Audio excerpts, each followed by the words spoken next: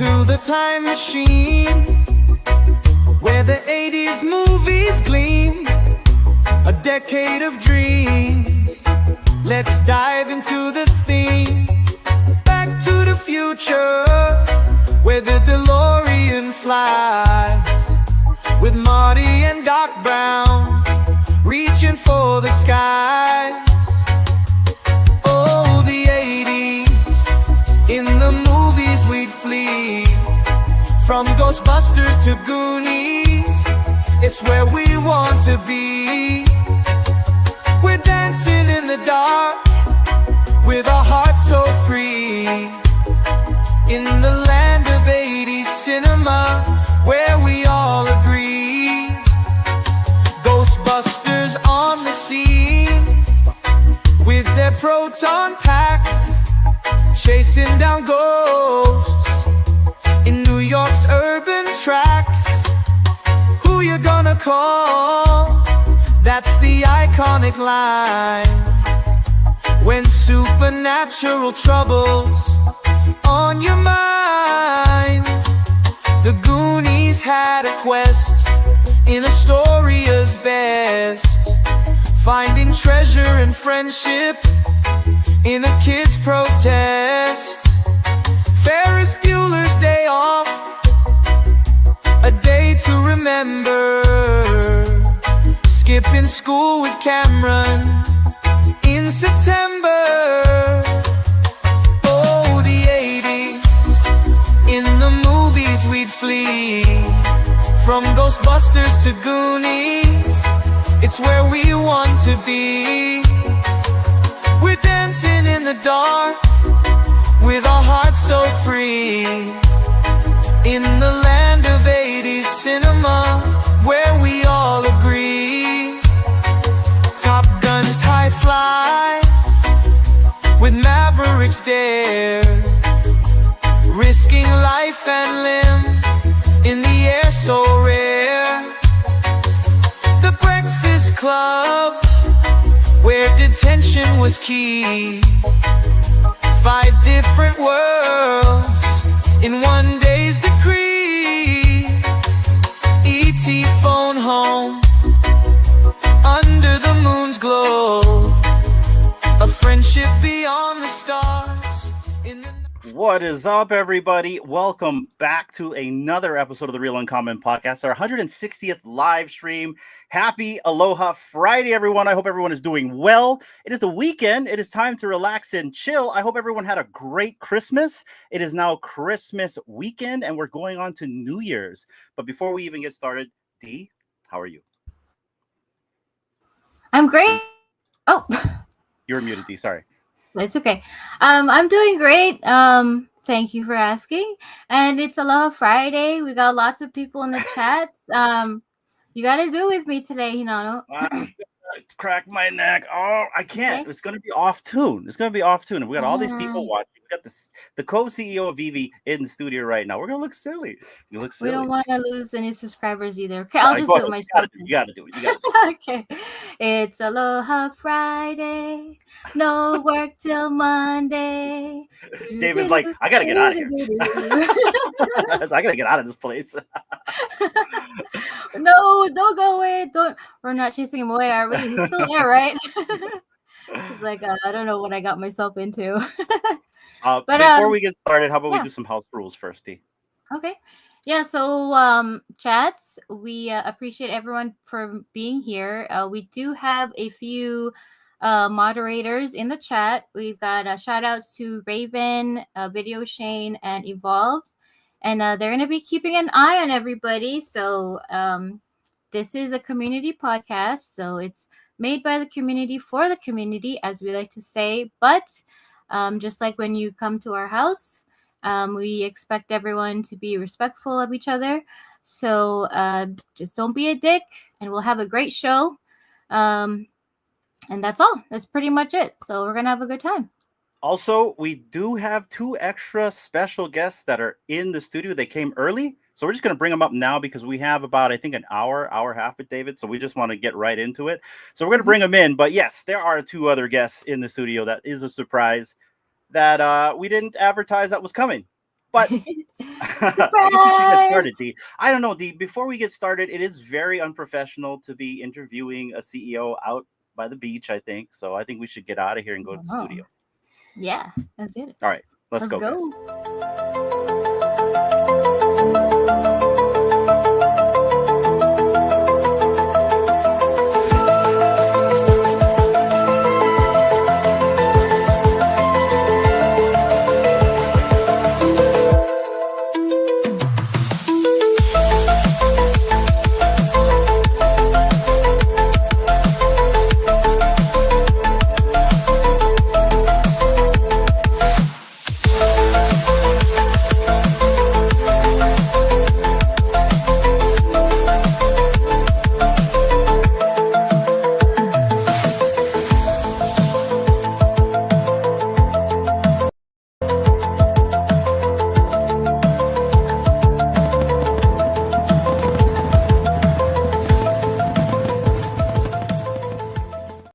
Ladies and gentlemen, the co-founder and co-CEO of VeVe, David Yu. How are you, David? Hello, David. Hello, everybody. Happy holidays. Aloha. Happy holidays to you, man. Thank you for being here today. It's a pleasure's all mine. Thank you. Yeah, man, we really appreciate you coming on. I think this is like a year in the making. I think Dee has been trying to plan this with you for about a year now. So it's all good. We are on Hawaiian time here. So we're very patient because a lot of things takes a while to get down here. So it's really cool to have you on, David. How are you doing today? I'm doing well. Thanks, Dee. Yeah, definitely been a year, probably even longer in the making to get this come to reality. Yeah, it's been really fruitful year. Ups and downs, lots of challenges, lots of great things that we achieved, ticked it off. Yeah, getting ready for 2025 for us. So, yeah. Yeah, I gotta admit, I see a lot of momentum going on, especially at the end of 2024 with the addition of Ben. And I've been seeing my collectibles getting out into the community kind of banding back together. There's people coming back. So it's been a beautiful thing. I've even started collecting again. And so I really feel like there is a tailwind with VeVe in their sales. But I kind of want to start at the very beginning of when the company first started. But before we do that, guys, I'm sorry, David, I want to also introduce Anon, Chris, Fro, and the biggest bro. These are also our guest panel tonight. They'll have some questions for David. Guys, this is just a collector's chat. Don't think that you're going to be getting any alpha or Omi questions or any of that here. In fact, I don't even own any Omi, to be very honest. I'm more into the collectibles and comics. So no, David told me he was going to spill all the alpha today. That's why he's here. So I don't know. Look at how much we communicate, David. But just kidding. Anyway, so this is our panel tonight, guys. So we'll just go to you guys when it's time for you guys to speak and all that. But David, I kind of want to ask the first question, and then we'll just have like a nice organic conversation. I want to start at the very beginning when the company first started, and this is kind of my example. Is I kind of want to know what was that flux capacitor moment, like Back to the Future, Doc Brown. That's one of my favorite movies. So I use movie references a lot. My wife knows this. And so I kind of want to know what was the flux capacitor moment when it came to VeVe, and what was the inspiration that drove you and Dan to build one of the first digital collecting platforms of its kind? Well, yeah, my history and Dan goes back a long time. We friends to start with. He helped me build one of my first gaming business retail website.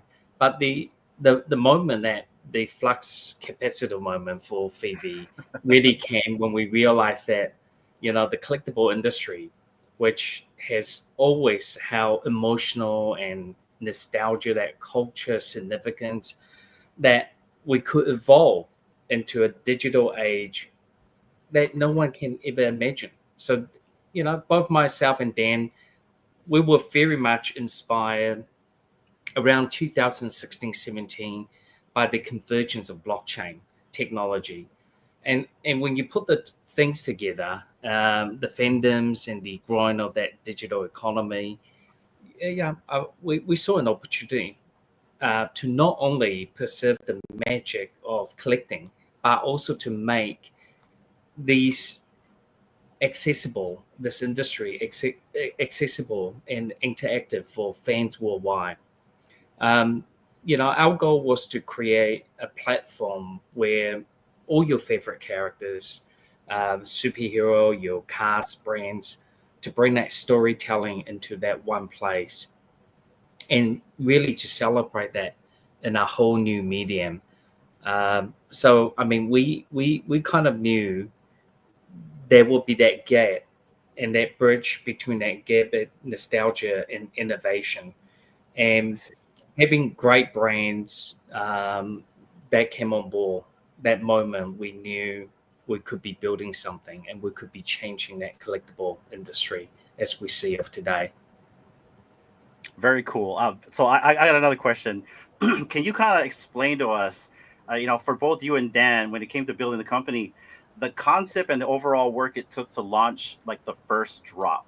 Like, what was the first drop day like for you guys? How did it feel when the product came out online for the first time? And did you think it would evolve into the thriving community of what you see today? Right now, we have a thriving chat because of the project. Yeah, me and Dan actually talked about this about a week ago. We kind of had a few minute moment looking back the last 4 years, because next year, 2025, VeVe is going to be celebrating 5th year birthday. So I was coming up with some idea what we wanted to do. And when you look back in the time, that whole 4 year just went like a blink of an eye. And I still remember the day before we launched around October 2020. Dan was in my kitchen. We were turning it on live. And he said, we better hope someone going to buy one of those Batman that's coming out. It seems to be so easy. I think a lot of people looked at that journey, that ride that we had when, I think the Bebo NFT was a headline in CNN. It sold for like around the $69 million, what have you not. That moment we knew that the digital asset's going to go huge, and how are we prepping it? People just doesn't know how much work it is behind the picture. Dan was telling me on our chat was that people have no idea this moment he hasn't slept for nearly 24 hours, so he can upload the collectibles, so it will be live tomorrow to purchase. And prior to that, there's that journey of that story from 2017 to the 2020, where a lot of people don't see the works behind it, how difficult it is to not just in the technology front, but be in the forefront of thinking what people would like to see and what they would like to purchase. It was pretty much a product that doesn't exist, and most of our licensor was skeptical that anyone would even want to buy a collectible that's based on digital. It was very hard to convince them to license and to be part of that journey when an app of VeVe was pre-launch, pre-revenue, had no audience out there. And I think even during the process of building the app, as you all know, there's the market feed, there's the marketplace, there's the feed, there's a primary store, there's the showroom, all these and the capability of that AR all came together pretty in a rush, in a way we kind of knew we need to have all these sticky things for our audience to really to be engaged. But building that is another different thing. A lot of people doesn't understand that inside that one VeVe app, there's all these multiple components behind it to power that. And with the new technology like blockchain, it was all very new. I think even mobiles, 5G networks was only starting to be introduced in many countries. The AR capacity in your hardware phone. I think Apple were just introducing new AR kits in there. So there was a lot of stuff that was all very new. And that moment when you knew you could put something together, and you see what the version one of VeVe when we launched, we were very, very pleased at the start. Obviously, lots of bug. We were working around, I think there's only about 8 or 9 people in the team at that time when the Wow. product was launched. So it was very difficult. I mean, a lot of you probably will remember you will be pushing that button. It was either sold out or it wouldn't even refresh. The app will crash every other moment. We're trying to figure it out with our cloud service provider. Yeah, everything went wrong, did go wrong, in a good way. And we learned a lot from that. And we're taking that and hopefully, we're just going to continue to improve. Yeah, it's funny that you say that about how certain things didn't work or we were slamming the button. I didn't realize that 3 weeks ago was my 3-year VeVe anniversary, and so I remember the first day I actually decided to try to use the app. It was the Voltron drop, and I was like all coy. I'm like, because it's like 6 in the morning, we have drops for you folks. And so I'm like, oh, D, I'm going to go buy me a Voltron for the first time. I get there. I'm like, what's going on? Everything's sold out, right? Because if you weren't there on time, it's sold out. And I didn't know that. So for like the longest time, I was waiting. Well, maybe the store's broken or anything like that. And then I figured out what was going on. It was sold out.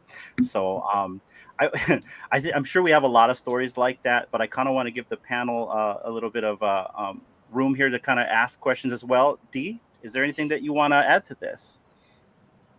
Well, just kind of touching up on how far you've come along. Us as users and consumers, we don't we always want things like here and now, like right now, or that was supposed to have been done yesterday. So to hear the story of how it all started and going through all the trials and tribulations and learning along the way, and even the things today we're still learning along the way. It's never ending, right?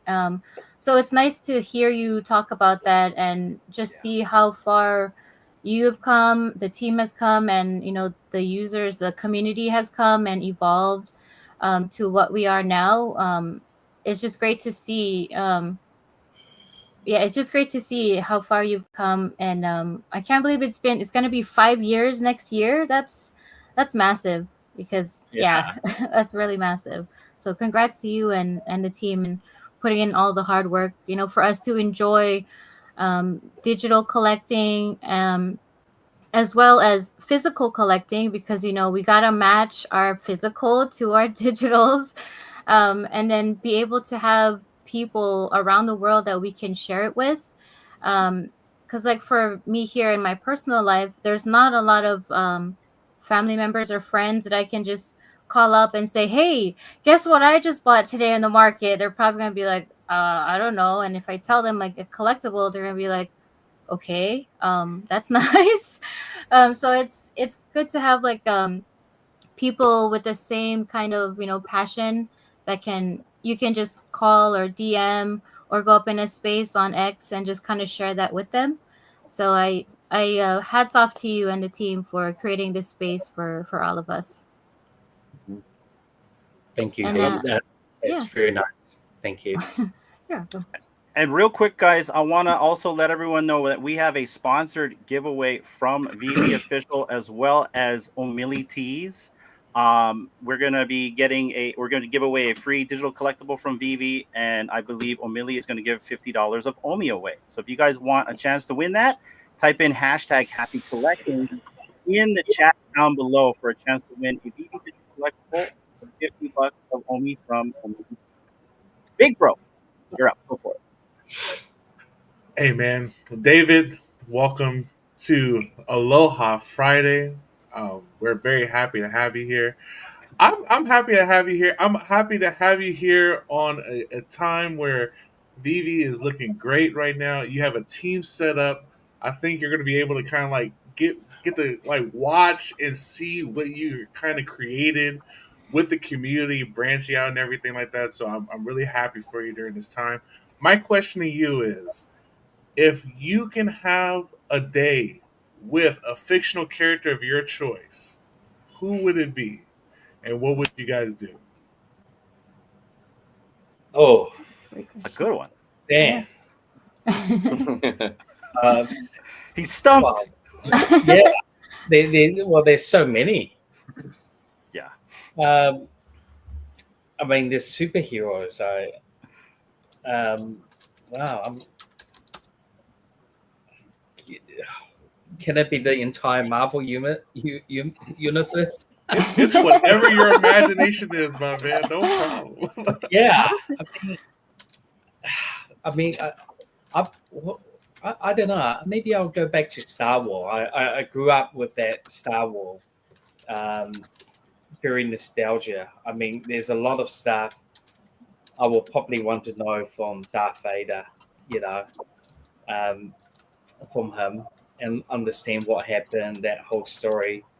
But on the other hand, the superhero that we all grew up with from, you know, DC and Marvel, the universe is incredible. I couldn't give you one. I mean, they all have good things and bad things.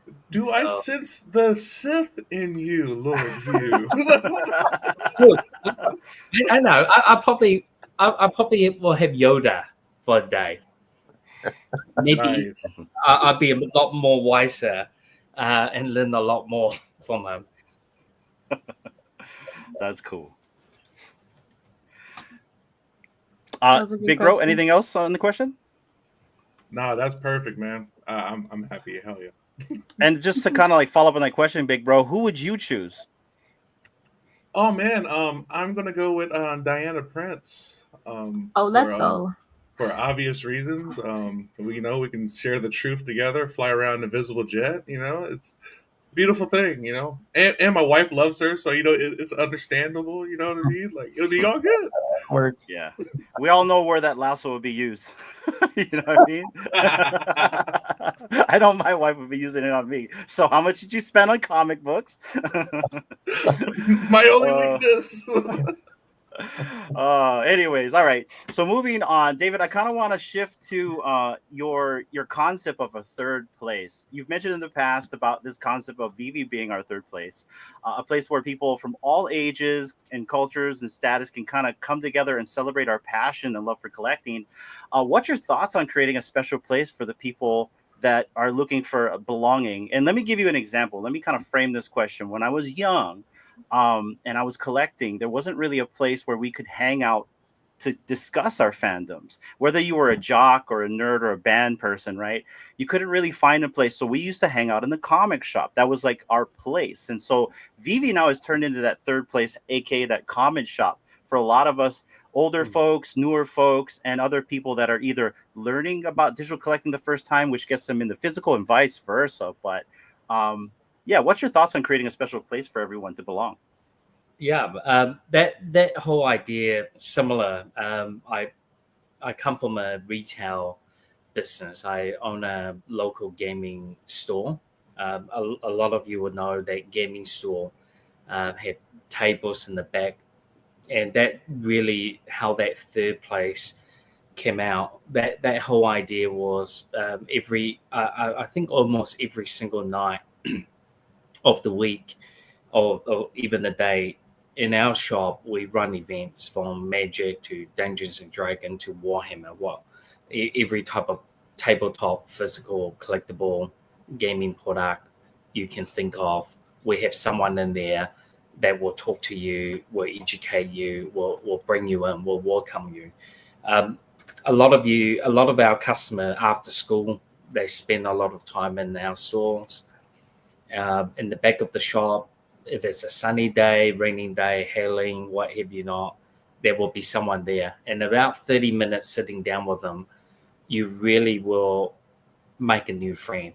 And that, on that physical side of our business, I call that really the third place. And to resonate that and to bring that deeply into VeVe, we wanted VeVe to be more than just a marketplace where people come and sell or trade. It is really a space where people connect, they share their passion, they celebrate what they love or fandom, and the collectibles that they collect. And using that AR feature, that whole thing, you can take photos, videos, upload it, and it's just incredible to see people from all walks of life that get in that community to discuss their fandom, the franchise they like, share their collections, and from there they bond and they create friendship. That sense of belonging is what make really what VeVe so special. Um, we kind of wanted to create that space where people feel value, they feel connected, and they are inspired.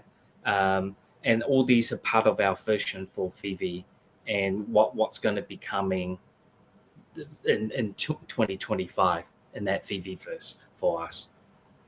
Yeah, I kind of want to even go more farther into that. So I remember MySpace, and at one time, MySpace was the ruler of social media before Facebook came along. It was one of the first actually platforms we all kind of dived into, like this social media experiment. So now with like the in real life meetups here in VeVe, we're doing this live stream right now. There's spaces that are run by Omili, Jay East, and everyone else that does the spaces. I really feel like that third place is now getting digitized and spread across through these different landscapes. Do you feel the VeVeverse can have a similar impact for collectors and lovers of fandoms alike in that type of medium? Yeah, I mean, absolutely. That is the whole purpose of the VeVeverse. The primary purpose is designed to be that nature extension of that VeVe experience. Definitely a place where collectors and fans can come together to the platform to create new form of connections. And basically, we see VeVeverse as the next evolution for digital fandoms, whether that's just a virtual meetup or showcasing your collection or exploring digital world, leads to your favorite play with the IPs that we have. So that's where we're going to be driving that place where really passion thrive and relationship will grow from there. You see, I remember, I think it was maybe 2 years ago, we were on a live stream with Bob Sales and we were talking about the VeVeverse, and we're all kind of like just kind of like brainstorming what it could be. And I always just thought that you guys were just trying to create some kind of construct for us to do what we're doing now. But in the digitized realm with our collectibles. And let me tell you a little story, and it won't be that long, guys, because you guys know me already. But just to kind of close out this question, when I grew up in a small town, and so our comic book shop was a video store. It was called Specialty Video. So it was, you could get a VHS tape, and there was like maybe just one wall of comics, and then the corner where that's Dad's corner, if you know what I'm talking about, right? And so that was our third place, or where we hung out a lot. And I remember I picked up my very first copy of Spider-Man 2099. And I remember what happened when I picked that up. It was, I don't know if you remember the movie, My Stepmother's an Alien with Dan Aykroyd and Kim Basinger. Well, that was on this big fat tube TV. And I remember I bought this comic book, and I wanted to show this because this comic book right here has every single spine and tick known to mankind. And the reason why I want to show this is because this comic book right here, you guys, if I can blow it up, this comic book right here, all these spines and ticks is history from when I first bought the book until right now, until we're actually discussing it right now. And I want to bring that up because to me, the concept of a third place is a special thing, because a lot of us right now who are in fandoms, like my daughter, for instance, right, there is no place for them to hang out other than Roblox. So for like the young kids that want to get into collecting, they want to get into the hobby. I really think what you guys are doing specifically to try to bring the collectors into a digitized realm is just a beautiful thing. So I wanted to share that story with you, David. That's beautiful. And what Spider-Man is that issue? Oh, I'm sorry, that was 2099 #1. So yes, this has been with me forever, and like I almost chucked it a few times. I actually have nicer copies of this, but this has such a memory for me and I remember the day I bought it. Like I bought this off the spin rack in there, so and I'll never forget it. So this comic book has traveled to like California and Tahiti and all kinds of places, and got right back here to Hawaii. So Oh wow, that's a beautiful yeah, cover though. it's a beautiful cover, and that book has a lot of history. So anyway, speaking of history, because my friend over here, Chris, who I met in Maui, and like I said again, I love the concept where you say people can like go into your shop, play games, and you guys can meet friends till this day. Well, that's how I met my friends in high school. This is how I met my friends up here, and so I would like my friend Chris to continue this conversation. Go ahead, Chris. Like, I thought you were going to say history because I'm in my 5th decade. So No. We're all kind of the same. We're all kind of the same. Stop it. pleasure to meet you too, David. Thank you very much. I better put on my my secret rare here. You see that okay? Yes. Yeah, no, this is wonderful, and thanks for sharing all these stories, everyone. It's just so great to hear this. And going back to, I know what you were talking about, Hanano, being in the comic book store. So for me, that was as much utility as owning a comic book was ever really going to have, right? Getting on that bus, going downtown, going to, Aaron will know, Golden Age Collectibles downtown. Like, that was the comic book store in Vancouver. And there we go. Thank you, sir. But yeah, it was just an incredible experience, but it was contained, right? I mean, you would pick, obviously I bought a lot of Daredevil comics, right? But you were contained to that group. It was very difficult to expand out from that. And so for me, the amount of utility that is already present in this app it's just explosive, right? And so I thank you for that, David, because I think you've really found something special to connect so many people in so many parts of the world, and even people that maybe never even thought about collecting before. And I have to imagine there are some people in this app that, yes, they came on for the initial, right? There was some monetary gain and some value and some gambling, but I think a lot of people have realized it's just a little bit more than that. It's just become compelling, right? So I did have a question from all of this. Like, when I think about VeVe, and Denny and I have had this chat many times. I know, Hanano, you know this. Which comes first, the comic or the collectible, right? So now in my world, everything comes from the comic. In your world, what was the aha moment? Was it, we now have the technology, the $6 million man question, right? Where we can build it, and we can make these characters from the comics? Or was your first aha moment, let's bring digital utility to comic books? Or was there one? Yeah, that's a great question. The whole idea, when Dan and myself thought, well, what can we do if we get these IP on board?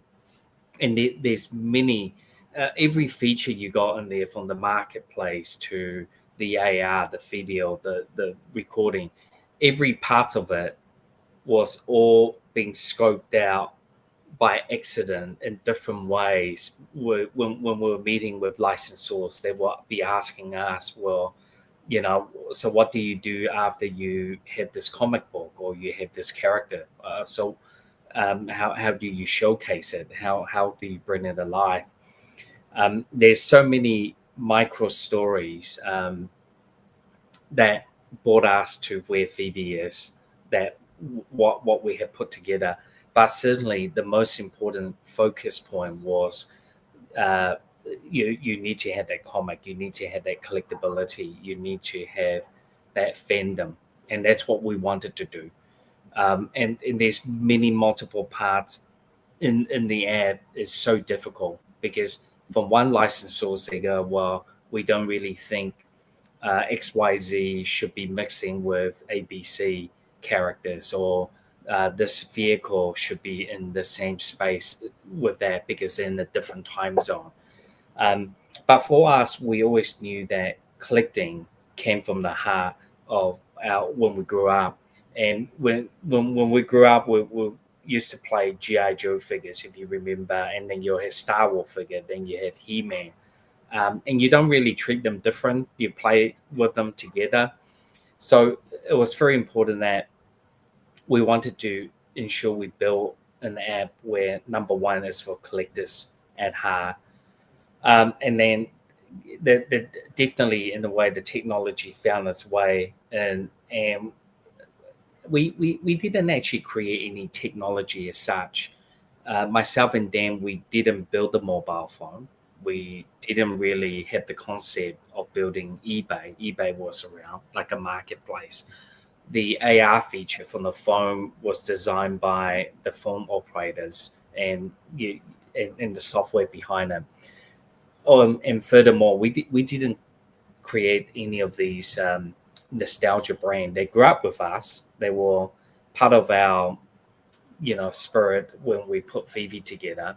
But a lot of these we kind of put them together, and why we wanted to do it because we see a reason to do it. Being from the retail business, we just get overcrowded. Every year we just get more action figure come in, more board games, more toys, more, the 5th edition D&D, the 6th edition, the new edition, the next Warhammer, the 10th edition of Warhammer coming out. It just, you just can't stop. So the idea of that digital behind it is to allow that to be distributed quicker into that global international marketplace. So it was always about the user, that collecting side of it and getting their hands onto it. But obviously that utility value was a very key part because licensors will be asking us, so how do you think people will accept a digital product at the same retail price as a physical product? Because they can just go out and buy that physical one. And we're not here to replace that physical medium. We really believe that the physical business will always be around us, and that digital is just a new medium and a way for new generation of collectors, especially the new generation of audience today. They all start with tablets, mobile phones.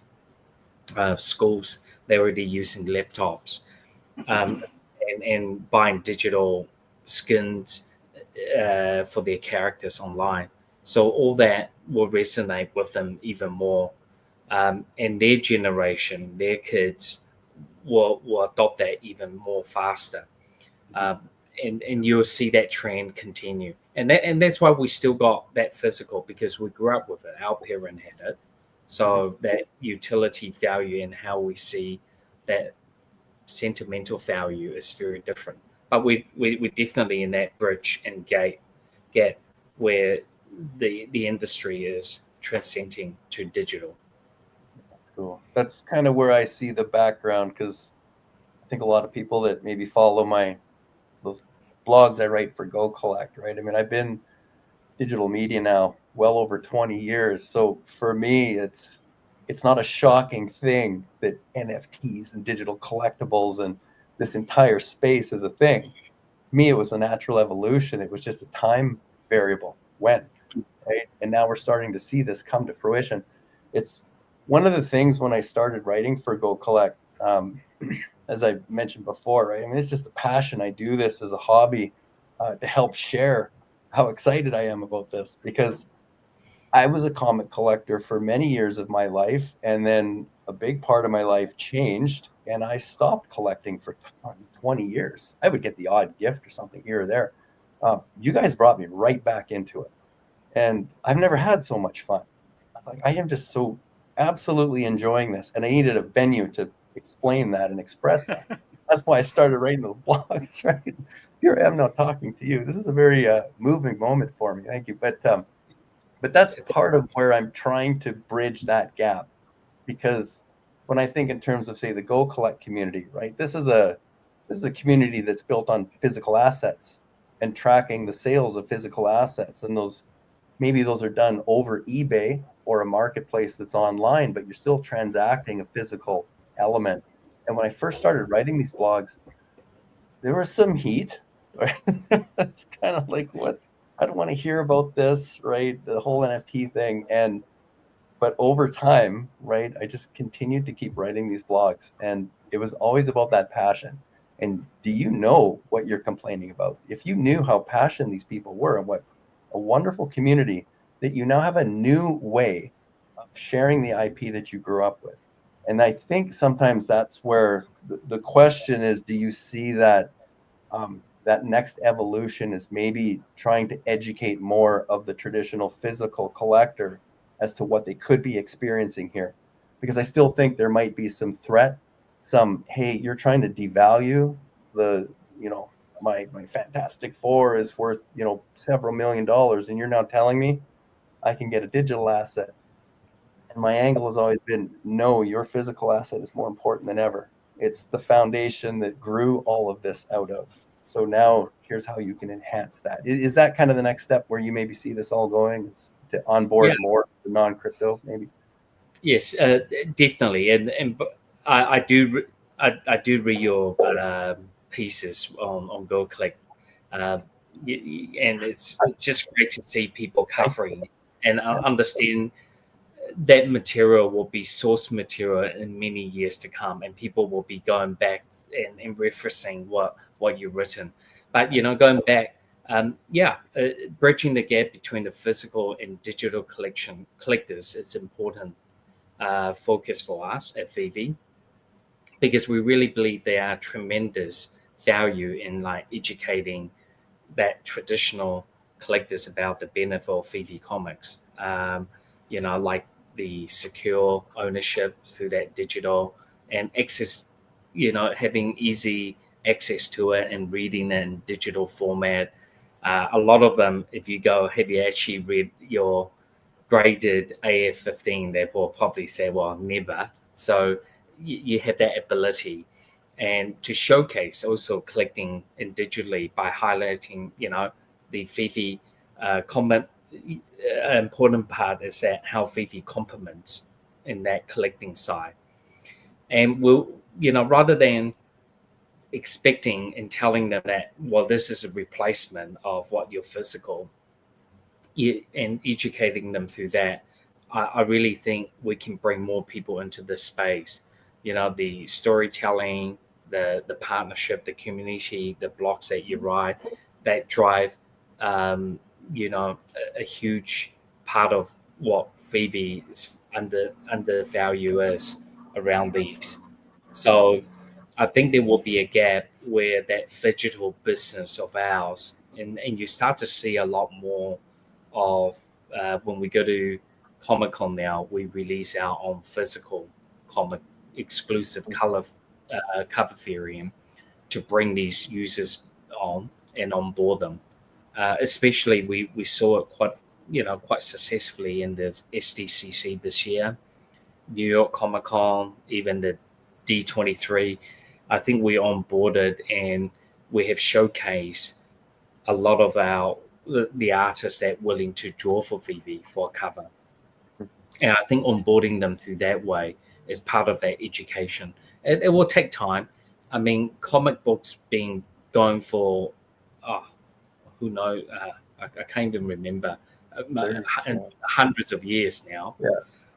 So, it takes time. That digital, it's only been around of ownership through the way VeVe has. It's only for a few years. So there's a lot more you will see in this space. So cool. Yeah, I think it's maybe helpful that we had this runway of the internet, having gone through the .com cycle. That was fun. But I think it set the foundation that's allowing, Web 2.5, Web 3, crypto, all these new technology and capabilities, I think it's like the tools are here now to make this work. And so, yeah, it's really good. I got maybe a bit of a personal question too, and then I'll go back, and then if you want to ask something else. But I mean, go ahead.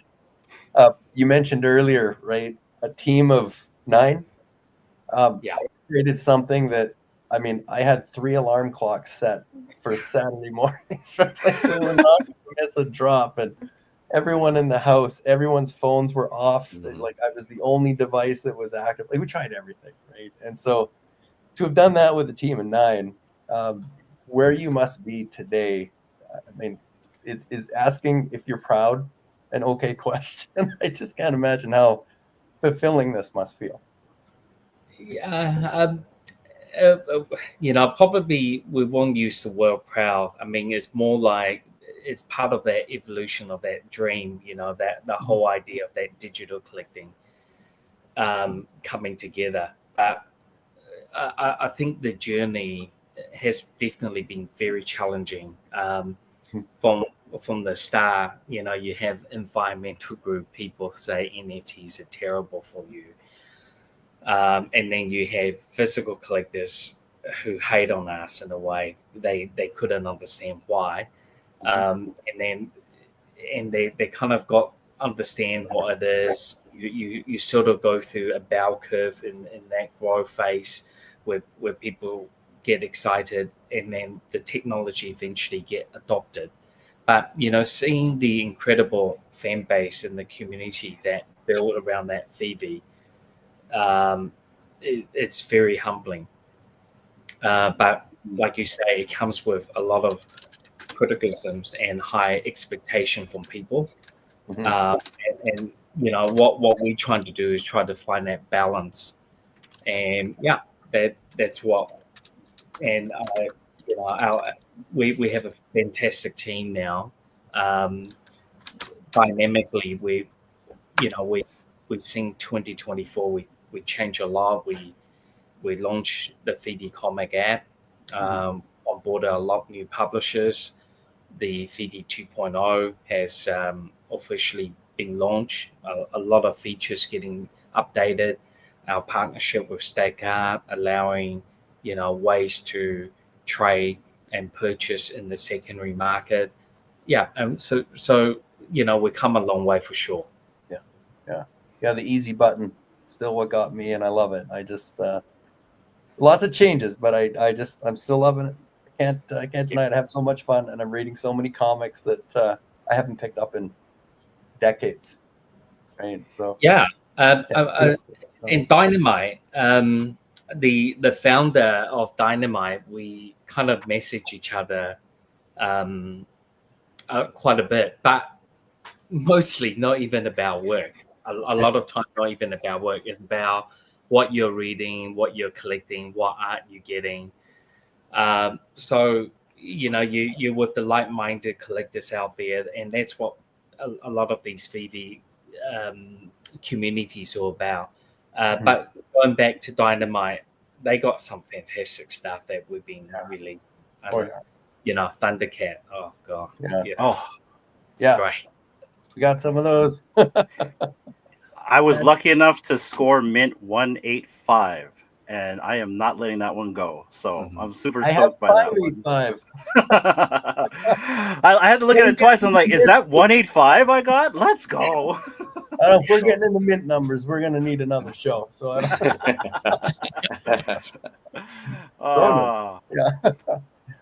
guys, anyone else want to follow up on Chris's question to David before we move on to the next question? Anon, Fro, D? Oh, sorry. Did you I guys have a question? I have a Yeah. question. Go ahead, man. I think for some of us, we enjoy the app and all the collectibles and things like that. But my brother and I, Fro, we also enjoy the community, right? It's not just the app. It's enjoying like us right here. This is part of what VeVe is, and I think to grow that is just as important. And I think the community plays a role, a huge role. And it's not. VeVe can't do much about that. It's us too. So my brother and I, we concentrate on trying to bring positivity, trying to create content that's enjoyable for the community. I know there's flooders out there. There's people who's frustrated, which is understandable. But we try to focus on that. And my question is VeVe working on maybe collaborating or working with content creators and other influencers in that department moving forward? Yeah, thank you for that. A big part in this journey, the 4 years, we have obviously we notice and we identify a key part of our success has been around the community. So the content curator program is coming out for comics. So you will start to see a lot more drive from independent comic artists that are able to be participating in that. And in eventually, where we really see that VeVe first model is really around the content generate. You basically, it will be a generate. What's the word they use? Creative economy. That's the one. Where the creative yourself can be generating things on VeVe eventually to do things, and eventually, hopefully, it can generate you income from it. This type of business model has actually been used in gaming. I believe Fortnite, Roblox, they use similar mechanism. It will not be the day one of VeVe, but we do see the importance of that content generated users such as yourself and your brother who could create something, and eventually, hopefully, it will extend that into your own creation of collectibles. A lot of you probably have seen Brock's with fishes.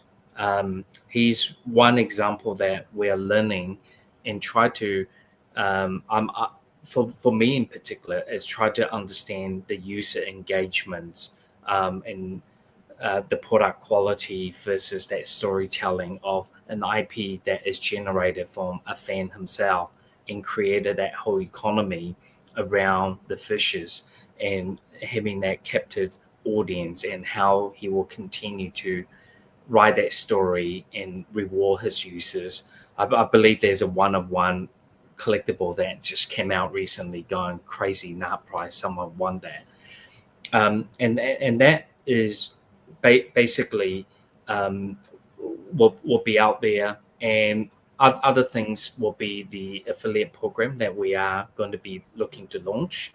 And we are looking at community programs as well throughout all internationally. Awesome. Very cool. Great, thank you. And Go ahead. I had a question going back to what Chris was talking about and just kind of generalizing. So looking back over these past few years, coming up on 5 years, from the outside looking in, it must be overwhelming sometimes to see like such an incredible fan base and community being built around, your idea of collectors at heart. And you got to deal with a lot of people who are very happy about the project, a lot of people who are labeled moon boys and fudders. We don't like to label anyone, but it's not always roses. So my question to you is like, after all these years, like, what is your third place that you go to? Like, what is, and why do you keep doing what you're doing? What is your drive that keeps you going every day?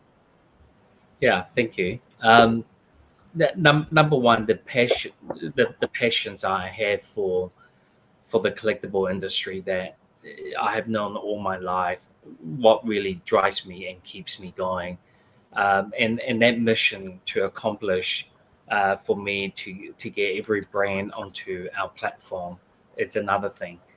I become a collector at a very young age, and a lot of you will know if you're collecting things, you want to complete the set.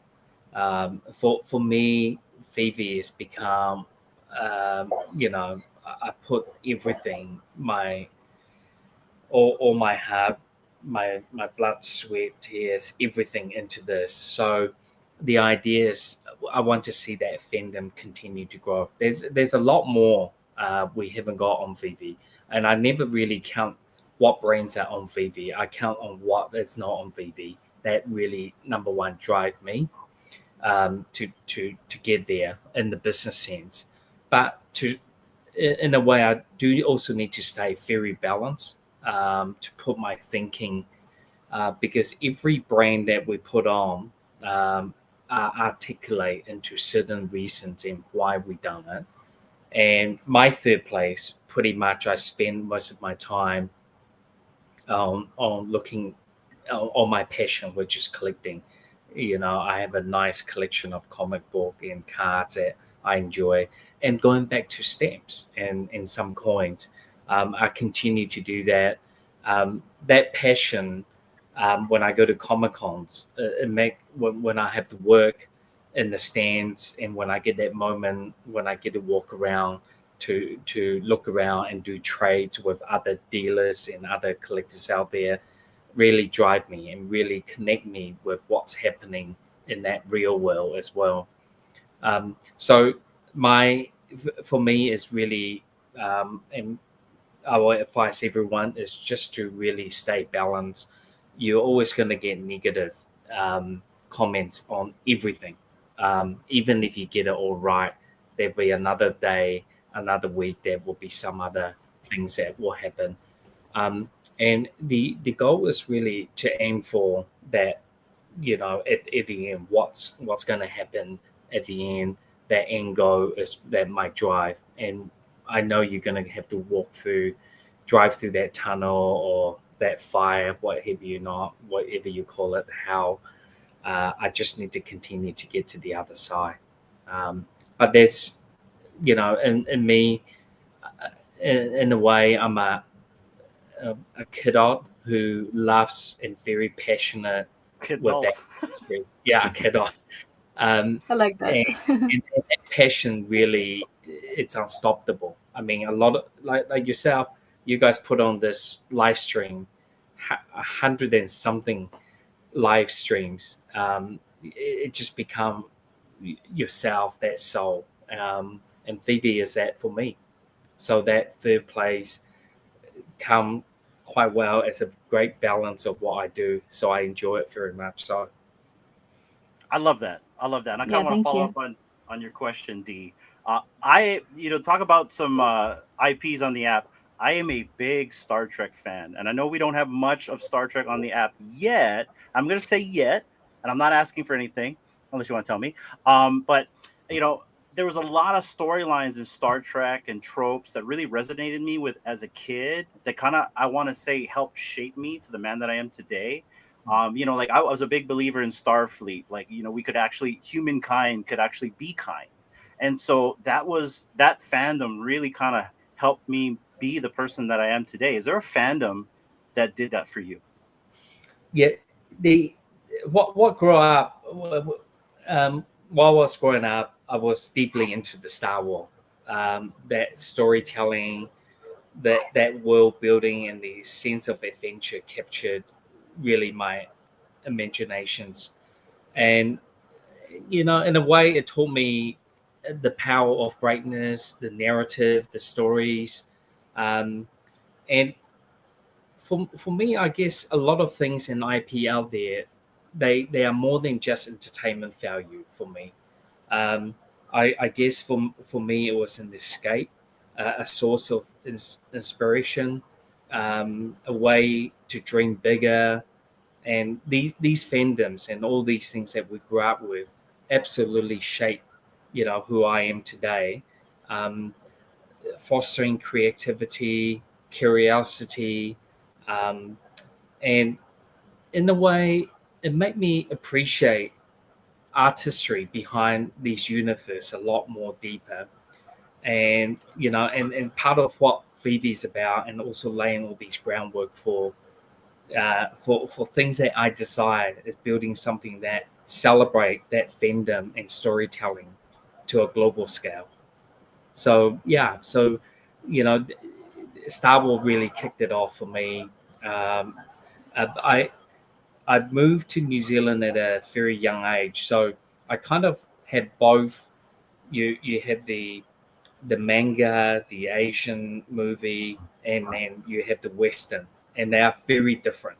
The way of the world and that whole narrative around. So I was very, very lucky in a way to grow up with ultimate both sides of the world of fandom. That is awesome. Yes. And so the hardest question of all, David, this one will break the internet. Star Wars versus Star Trek, who wins? Oh, he's gonna plead the fifth. This is a hard one. This is a hard one. I have arguments There's with my people friends on watching in this. the chat, David. Be careful how you answer. I mean, I love Star Wars, the original Star Wars, but the Star Trek, a lot of these things are just all happening. I can see things all connecting, coming together. They in my mind.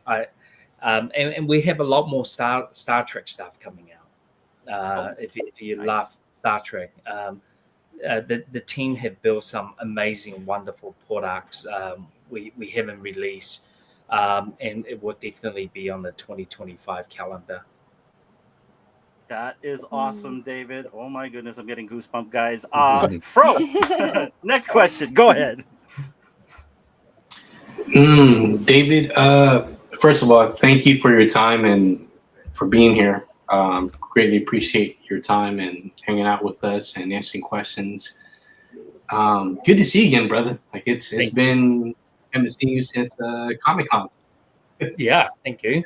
It's great. Great to hear you doing well. Yeah, the Electra is doing well as well.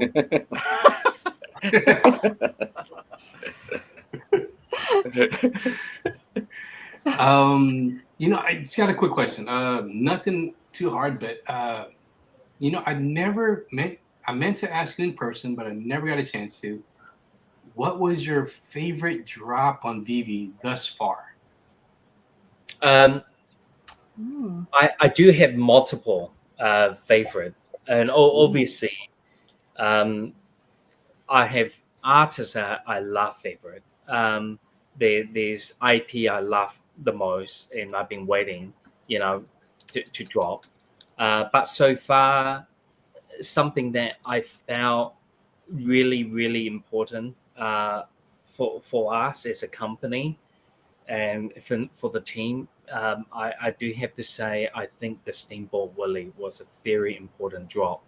And this goes back to few things for me. Number one, it's the Steamboat Willie is one of the first creation of the Walt Disney, and this IP. If you guys, you must have seen the Steamboat Willie, the black and white animation, where Mickey is on the steamboat going down and whistling the sound, the music, the whistles. Most of these collectibles and animation you have seen is always in 2D format. VeVe was able to get the rights to recreate this 2D image where it's been drawn only in 2D, become a 3D collectible in anime.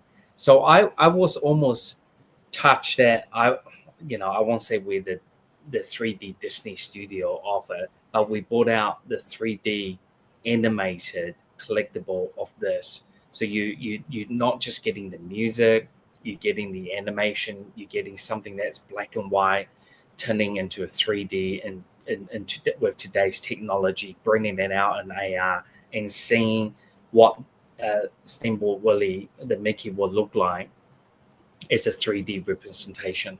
That was a key moment of achievement, not just in licensing front, but taking something that is from that 2D world into that 3D. Definitely one of my favorite collectible out there. Because it touch and ticks so many points in our journey in this business. And going down, you can think about it in 50 years, 60 years, when people talk about, well, have you seen the animation 3D version of it? It will be basically a VeVe collectible. Awesome. Oh, yeah. Thank you for that. My brother Nan hit the UR on the drop, and he refused to sell at 13,000 gems. He still has it to this day. He's like, we love and we hold on to stuff for a very long. Chris, Diamond hands. Diamond hands. Like, David, you diamond hands. And I don't think we will do another one. I was never say never, but I don't think Disney will give us the right to do again. Because the one that you got, the ultra rare, is just so great. I couldn't make a better one. Yep. No, it's So beautiful. It's beautiful. Yep. Perfect. I do want to add one more thing, David. The addition of Ben Rose, chef's kiss. The guy is so humble, and he is always on point. I love listening to hearing him speak, and it's like a breath of fresh air. Like I love it. I'm pretty sure the panel loves it, and it's a great direction for VeVe. And I think we all want to thank you for that. Yeah, with Ben on board now, myself, the team have been able to streamline our operations, focus where we want to put our strategy into that growth. His expertise has allowed me, myself, and even Dan to delegate some responsibilities, which means my focus, my concentration on that long-term vision and partnership. And this will be a game changer for us, having someone as skillful as Ben to help really drive that initiative forward, and that's what we want to do. So, in any business, especially what we talked about in our organization, has been founders. The way the founders has been managing the business now, having external people coming in with experience in running a business, it will just make us stronger and better and shape us in a better way. And that leadership, and hopefully, will give us that great leadership to bring more talent on board as well. Yeah, very awesome. Absolutely. Thank you, David. Thank you, David. D, go ahead. Yeah, I was gonna it might have been answered in other spaces, but going back and speaking on community and our third place, do you think because this last month, November, we had Decon, right, in Vegas, and I know a lot of people were hoping that VeVe would be there and show up, but nonetheless, the community all came together and we created a physical third place for everybody that was there. So my question to you is, do you think it's on the calendar for 2025 that VeVe will be at Vegas for Decon next year? Yes. The short answer, both myself and Dan were gutted that we couldn't be at Vegas. We had other things that was running in the same time, and we didn't want to take our focus off. But the Decon organizers and the founders personally even ring me to make I think even 3 or 4 days before the show start, they said, we'll pay for your flight and accommodation if you come down. Wow. Give us a stage to present. Decon has been tremendous partner with us, because DesignerCon brings that independent artist and voice them and celebrate that voice and echo it. And a lot of those artists and talent have been on VeVe, have great response. And they wanted us to be there. We wanted to be there. Unfortunately, this year we couldn't, but definitely next year. We are also looking at other cons as well as a company overall. So when the time is right, we will communicate these throughout. So rest assured that you guys are well kept informed, and so you can book your tickets, your airline, your accommodations way ahead of time. And that's what, part of having Ben on board is to keep us on schedule, on calendar, on time, and keep us on our toe. So yeah, stay tuned for that. And I gotta say, Awesome. Decon this year was a lot of fun. So this was our second Decon event. The last one we went to was 2022. We actually got to hang out with everyone in the paddle except for Chris. Chris, we did meet in Maui though this past summer, so that was nice. And that kind of goes back to what you said, where like your shop, that's where people met. You met your friends for the first time, and now you have friends like till this day. This is kind of like this whole entire panel. So we all got together in Vegas. We all had a great time. As the biggest bro likes to call it, the people is advertised. So what you see on camera is what you get. And that's what we got at Decon. And even though you guys weren't there was a big presence of the VeVe fam there. Other communities came to hang out as well. It wasn't just VeVe. And it was really a lot of fun at Kid Arcade's party. And so I just think you guys would have had a great time. For me, for Decon, I like to go to the back, David. Like all the back booths, the independent ones. Yeah, because no one's back there. So you don't have to deal with the lines. And there's so much cool artists and stuff like that. Anyways, I'm going off a tangent here. Chris, I'm going to go to you because we're running out of time here. And I know you have some questions. Yeah. Go ahead. Oh, boy. So much has come up. I want to bring up Ben really quick because I know you guys recently got to meet him. I had a chance to meet him to do the article for Go Collect. Just a wonderful, wonderful individual, and really seems to have a grasp of everything that's happening. He's taking this by the horn. So I just kind of wanted to ask, now that he's been in the mix for a little bit, has that been relief's not the right word, but are you able to focus a little more on the things that maybe you weren't able to do before Ben was around? My job hasn't really changed. It's not like I'm on holiday, at all. It's not like the job's done. I pass on everything. What been really coming on is to help us to grow in that next chapter in the journey.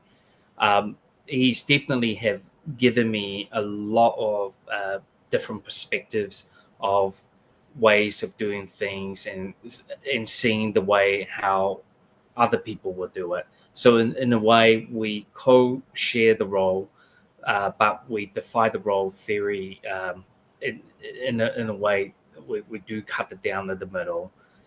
He's very focused on the organization, the growth in every aspect of the KPI within the organization, including overseeing what I'm doing and to ensure him that looping him in. What I really felt I was lacking of last year, this year, 2024, we're coming towards an end. I was running out of breath because there was just so much happening. Like you guys have talked about, is that everything is about now. Is that I think, I was talking to my friend the other day. It must be this Amazon thing, like Amazon Prime now, like VeVe now. We need it now. We what we want tomorrow, we want it now. All the brands, they require a lot of work and a lot of convincing, a lot of my time, making new and coming up with new ideas. And that digital program, where VeVe as a company want to start leveraging off on that physical collectibles space. That requires a lot of time because we're now starting to talk about manufacturing, delivery times, partnership, the platform. So that allows me to be more focused and grow aspect of what I need to do to achieve those. So there's a lot of moving part. I think I always talked about in VeVe. Our job is because we want so much happen now that we kind of need more great talent, and that's what we have brought on. So hopefully that gives you some idea where we're heading into, where we expect ourselves. We give ourselves a very high bar. We are a very high performance company, and we want great outputs from it. Fantastic. Is that leads me into just maybe one last question that I have, but 2025, I know it's a big year, lots of expectations, right? Is Bitcoin going to do 500,000? People talk about all kinds of things. Is there something that's sort of more grassroots or like a project that you have close to you that you're hoping this is the year we could pull this off? I mean, you don't have to tell us what it is, but I mean, is there something that maybe you're working on that we haven't seen that you're excited about? I mean, a lot of the stuff that we worked on at VeVe, it's taking a number of years. You will see some IP that's coming on VeVe in 2025. We started working on this in 2019, 18 in some of them. They just take a long time because it's just how that process works. And some of these IP owners are looking for the right timing and so on. And for the coming year, we really want to focus on expanding the number one, as we talked about the VeVe first, onboarding new IP, enhancing that collector's experience.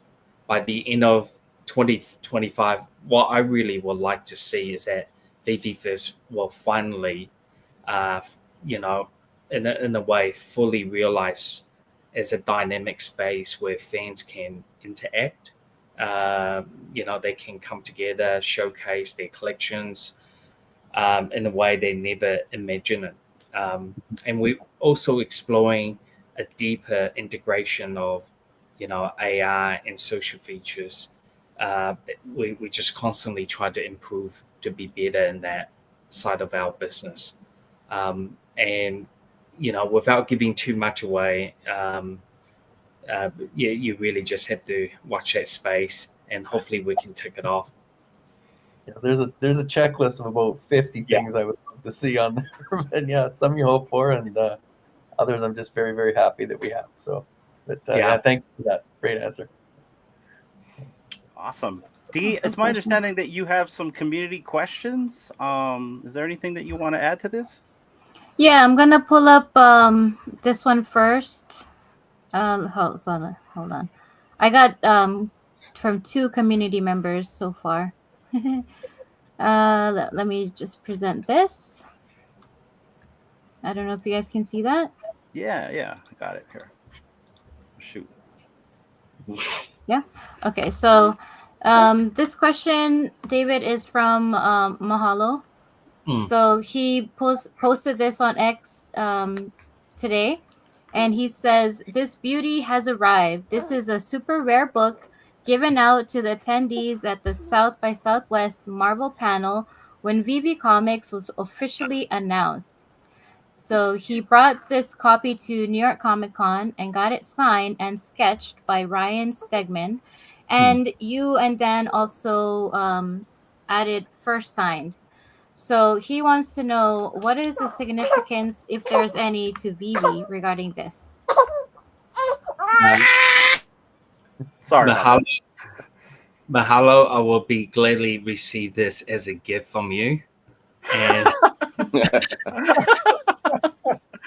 the significance of this, if it's in my hand,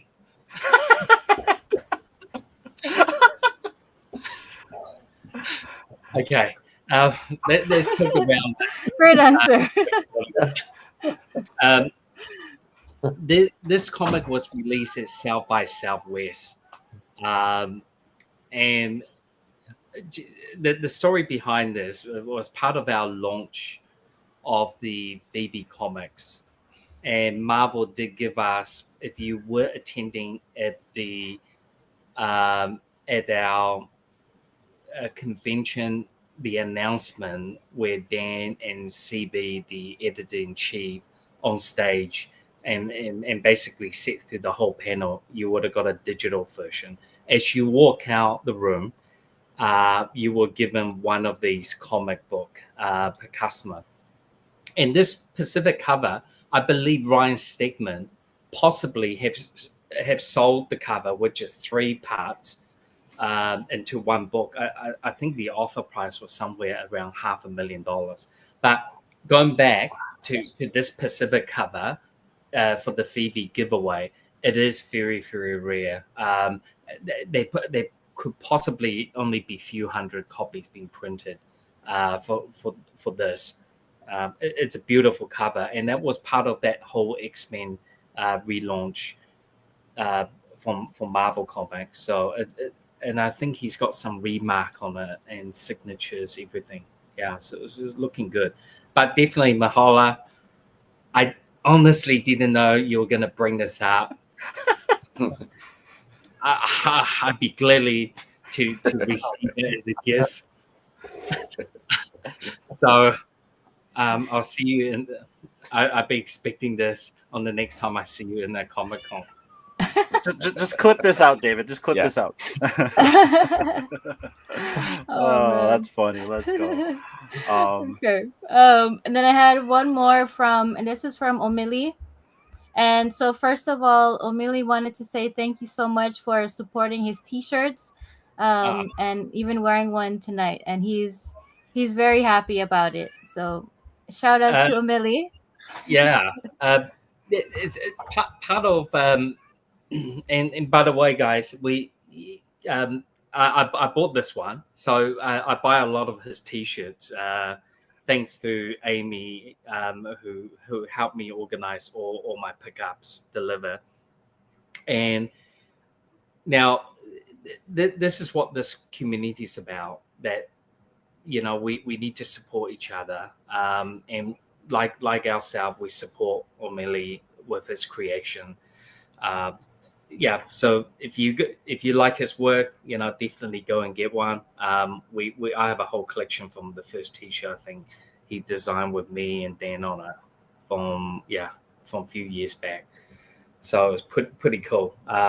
And that's what we want our fans to do, to have their own podcasts, their own merch line with cool things that they think about for the fans. More people in it wearing it is advertising for us. Like in Decon, I think a few of you guys were wearing VeVe t-shirts, so that was really, really, really good throughout the show. Oh, that's Let's awesome. go. You're making him cry. He said he's crying right now. But he did have an actual question. So he had a space with you couple nights ago, and he's wanting to know more. If you can elaborate, you were saying there was some watch NFTs that were already being made. So is there any way you can spill all the alpha on that? I can't. We're still waiting for sign off from the brand owner, the licensors. It's been a number of years we created these. It's really just finding the timing. At the right appropriate time, we'll be announcing it. You can pretty much think of VeVe as an app that anything that you love collecting in your life, in that journey, not just superhero, not just music, not just sports, things you like cars, watches, shoes, things you love. We have thought about it. It's always been part of trying to bring that fandom together. But it's working with the licensors takes a lot of time. When the time's right, we'll bring it out. Oh, that's so cool. Is it cool if I ask a question? Excited. Yeah, Yes. go ahead. Yes. Hey, so I just want to say that one of the most slept on things I feel in the app is the addition of the dioramas in the app, and they've been really cool, really detailed. Especially if you guys take it into AR, it's really, really cool. There's so many different things that can happen. Like you can have the Back to the Future clock tower, or you can get the Ghostbusters firehouse. What diorama would you want in the app right now, Mr. David? Oh, I mean, Back to the Future, the clock tower will definitely be one. Yes. That if I had the resource to do one, to replicate that will be one. And the diorama it's amazing. It's part of Dan's idea that with the collectible we're selling, that digital toy we're selling, it's just like the playset you used to buy. With G.I. Joe, you buy the action figure, you buy the vehicle, and you can buy that diorama. I think the diorama is way under appreciated. In a way, maybe we need to put in some Easter eggs inside those diorama. Maybe we will. Ooh. Yeah, Yes. they definitely, and you can use it for all sorts other things. I mean, the yeah, I won't say which diorama because I don't think it's out yet, so I keep it zip for now. Yeah, like a sewer diorama. That would be Yeah, awesome. yeah, with some Like turtles, right? things that goes in the sewer. That'd be dope. I'm thinking Deep Space Nine over here, but that's just me. Ooh. I mean, wish I still had my hot battle set. Oh my god. yeah, well, we thought about a James Bond one. Definitely, we thought about a James Bond diorama, and then you can Yeah. park It's your not a lot. Aston Martin in there, and then you have all the gadgets, the walls around. Yeah, we thought about a lot of them, but you will start to see a lot different type of collectible that we have. I mean, this year we introduced the evolvable, and that's part of that whole idea of, well, they should all be a little bit different in a way, but you kind of add these accessory, you pay a little bit more to be added on to it. Yeah, I can imagine the Enterprise A evolving to the Enterprise E. Just saying. I'll shut up. Anon, Fro, you guys have any questions for David? We're getting close to the hour-and-a-half mark. Anon, you first.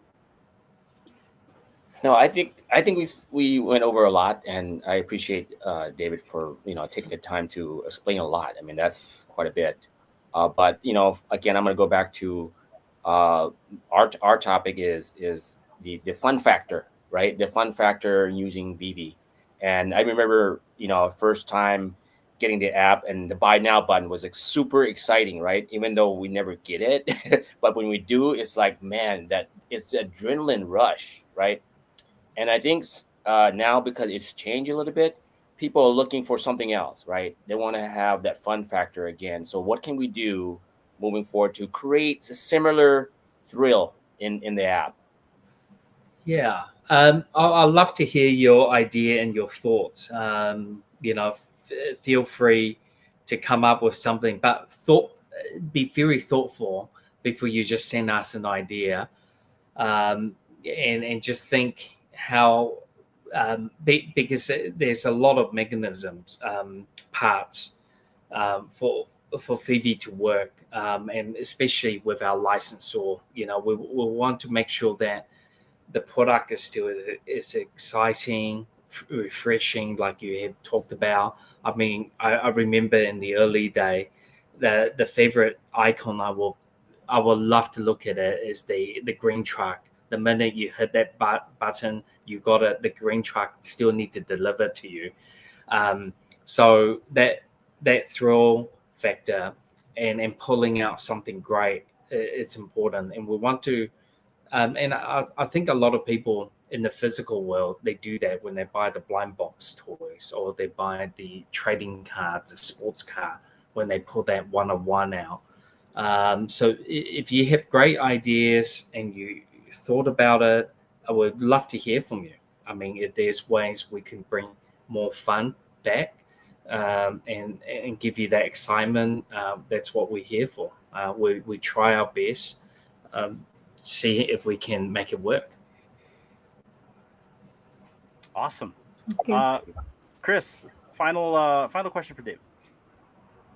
Sorry, just muting there as my son was coming back from the gym, but I don't know if I have any other questions. I'm just that was a good one. I did sometimes kind of miss I gotta say, it's just one of those things that was very unique in the world, but no, I've had all my questions answered. This has been a fantastic panel, so I just appreciate everybody asking me to join and participate. Dave, it was great to meet you on video. Thank you.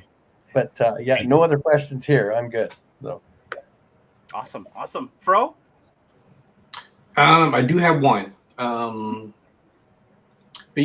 before I do ask the question, my brother Nan and I, David, we have a bazillion of ideas. Some good, mostly bad, but maybe the good ones outweigh the bad ones, and we would definitely try to get them your way, because only thing they could, it would just make VeVe better. I think.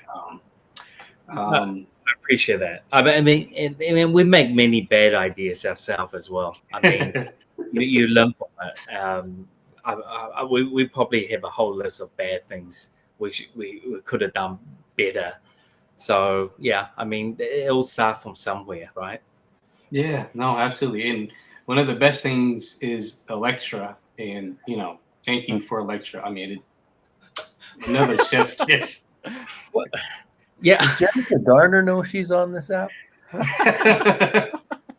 she's fine. Yeah.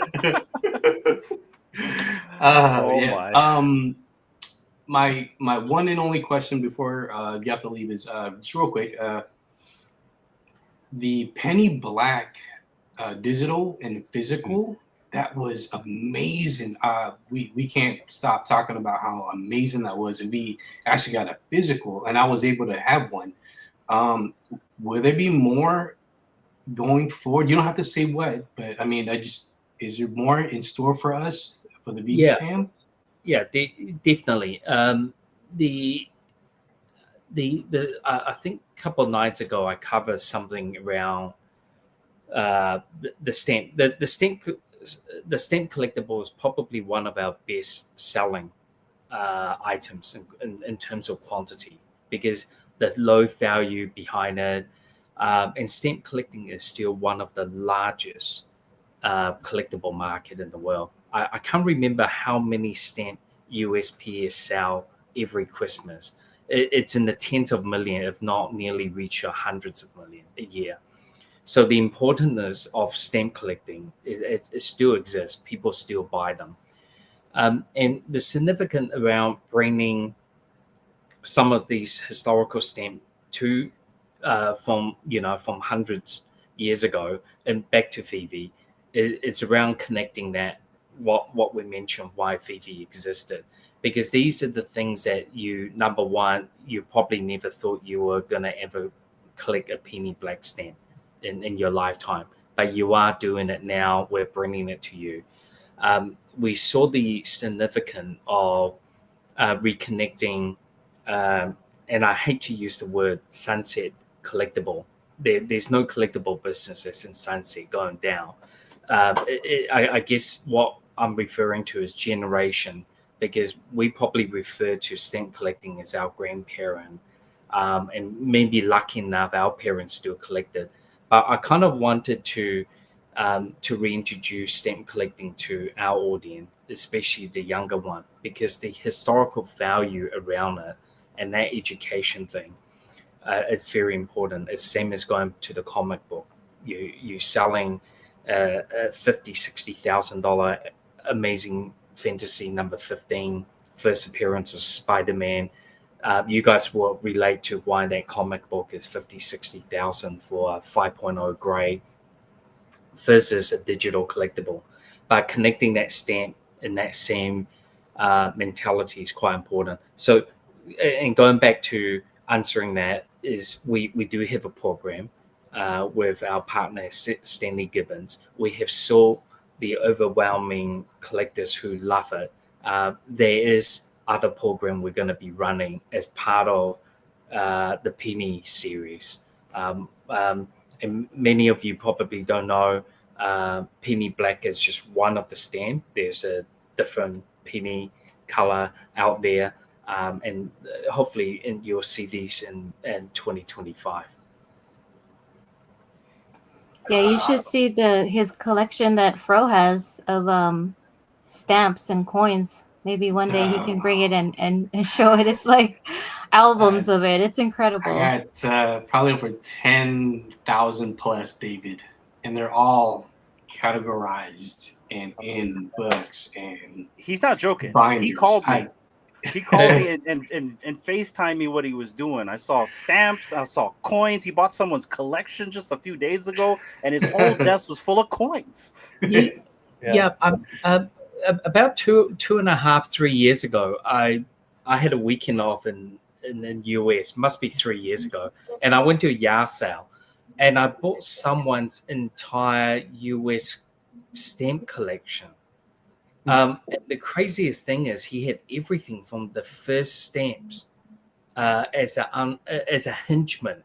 So he had the album, so he had the hinge, but every stem was mint. He was only missing maybe, I can count 30 stems. And obviously some of them were like the super rare upside era stems. But he had every other one, including all the precedent. And the guy actually sold it to me for, it would be less than what he would have paid for the actual, just the blank album. But we were talking for probably 45, 50 minutes. And he actually just sold it to me so cheap so he can actually have the stamp go to a good home. So you can tell he just want to transfer their collection to someone else rather than seeing someone going to be ripping it out. That was quite important. So I do have that collection. So it's very good. And that's how I get inspired by some of the USPS stamps that we have bought out. I look at these albums and I go back and give me some idea. Then we will start the talk with our licensor to see if they will be able to pull these files out for us. Jump on that because it's such a good point. I know, Hinano, you and I came up with nostalgia respark, right? Just a term that seemed to fit what you're saying, David, because I had some comments back on some of the blogs that I wrote with Go Collect, and it was that moment where, some of us in, say, my age group, right, have kids that are, generations apart from what we experienced growing up with just something as simple as a comic book. My son didn't understand that until he found out. I mean, again, this was a VeVe moment maybe 3 years ago when I finally brought him into the basement and said, look what I have down here, and showed him a comic book set. And he's like, what are these? And why do you have them? And then we start going through it.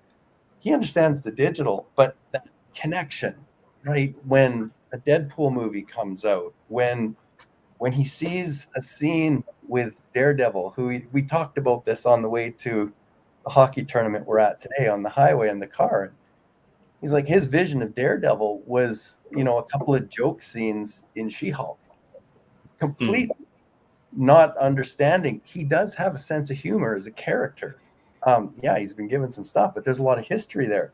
Now, you would know that if you read through all the comic history, and so much of what the exposure to these brands and these characters are today is through theater, right? Through the films that are released, maybe on Disney Plus. And if you have a show that's maybe not quite the hit that the comic book was, there's a disconnect. And suddenly I'm like, read this. Right, read this book. Right, I have it on VeVe or digital. Other way we used to read Marvel Unlimited and whatnot. Right, and it's like, look, connect all the dots here, and you'll appreciate the shows so much more. And there's some kind of connection that's being brought together between this divide through this app, right? And I see some of those comments come back when I write those articles, and it's just so rewarding because I want him to know what I experienced and enjoyed growing up so that he has a better appreciation of what's coming out next. Like, I can't wait for 2025. What is it, 18 episodes of Daredevil? I'm in 7. Well, you can't imagine, right? I want him to understand, or, my daughter, my wife, right? She puts up with a lot of my VeVeism, we call it, around the house, right? So, but understanding how important this all is for the brands, because really, if you're now connecting with the future generation on an asset class that they enjoy, appreciate, understand, it's second nature to them to use digital devices, right? We grew up without them. I barely had a phone in my house when I was a teenager, right? We had to share one phone line. Hell. But now there's just... I know how you feel. Yeah, and so we don't have to worry so much about that anymore, but what we worry about is the nostalgia and the connecting of the history and all the dots. And again, I just want to throw that comment out there because I think people are starting to see that. They're starting to talk about it, and that's a wonderful thing. I wasn't sure if you covered recently there was a heritage auction, a Rob Liefield's cover of Deadpool that went for around, I think, over 900,000. I had my eye on that, and I think I was talking to another comic collector. I say the first 20 seconds it went above what I can afford. It just went crazy. Yeah.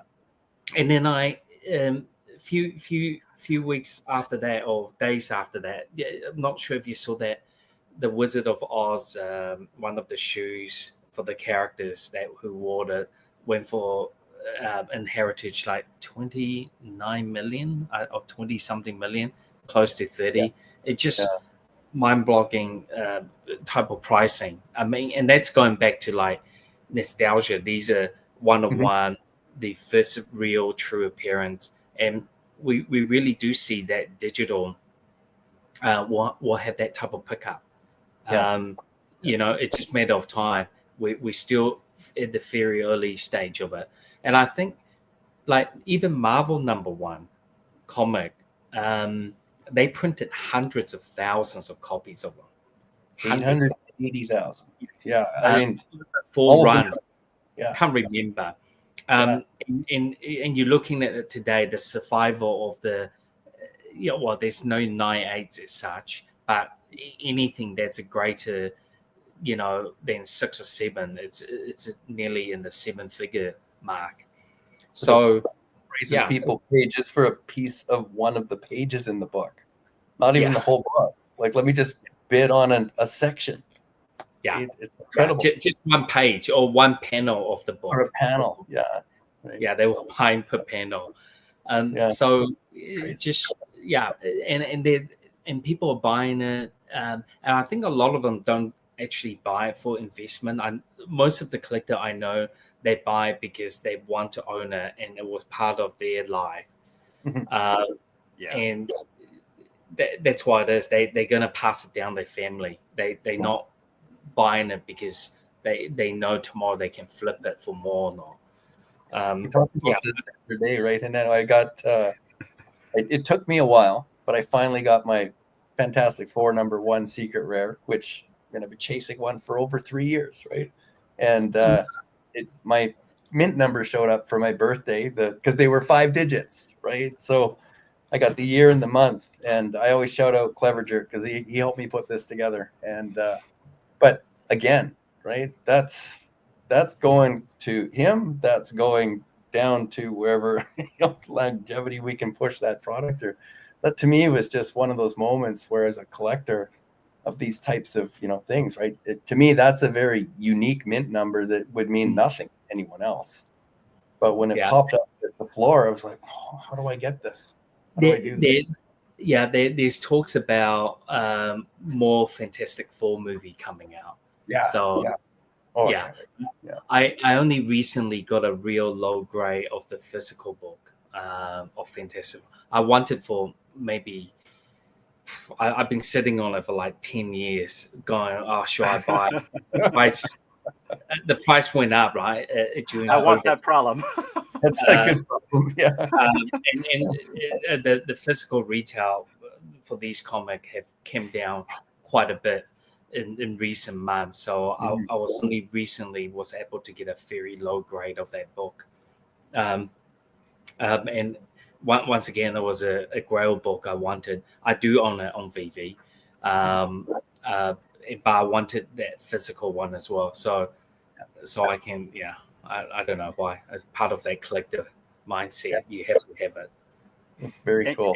And can I bring something up about that book? Because that book, so everyone has a grail in the app. That book was my grail in the app. And I traded my 1977 Return of the Jedi #1 for, this is my book, by the way. So I traded for this book with, and I sold it to Charlie Fischler. Shout out to Charlie. He was the one that helped me get this book. But the reason why I really wanted this book is because this book kind of reminds me of my family, because we just had a young one. So a lot of our community likes to call us the Fantastic Four. Shout out to you, Atem. And then also it's the first family. So for me, it's very significant. So this is my grail. And I want to share something. I just received, I'm going to show you guys right now, this physical, and I know you got to leave, David. So no, I'll have to see this. Okay, yeah. So here we go. So this, and there's a reason why there's post-it notes on it.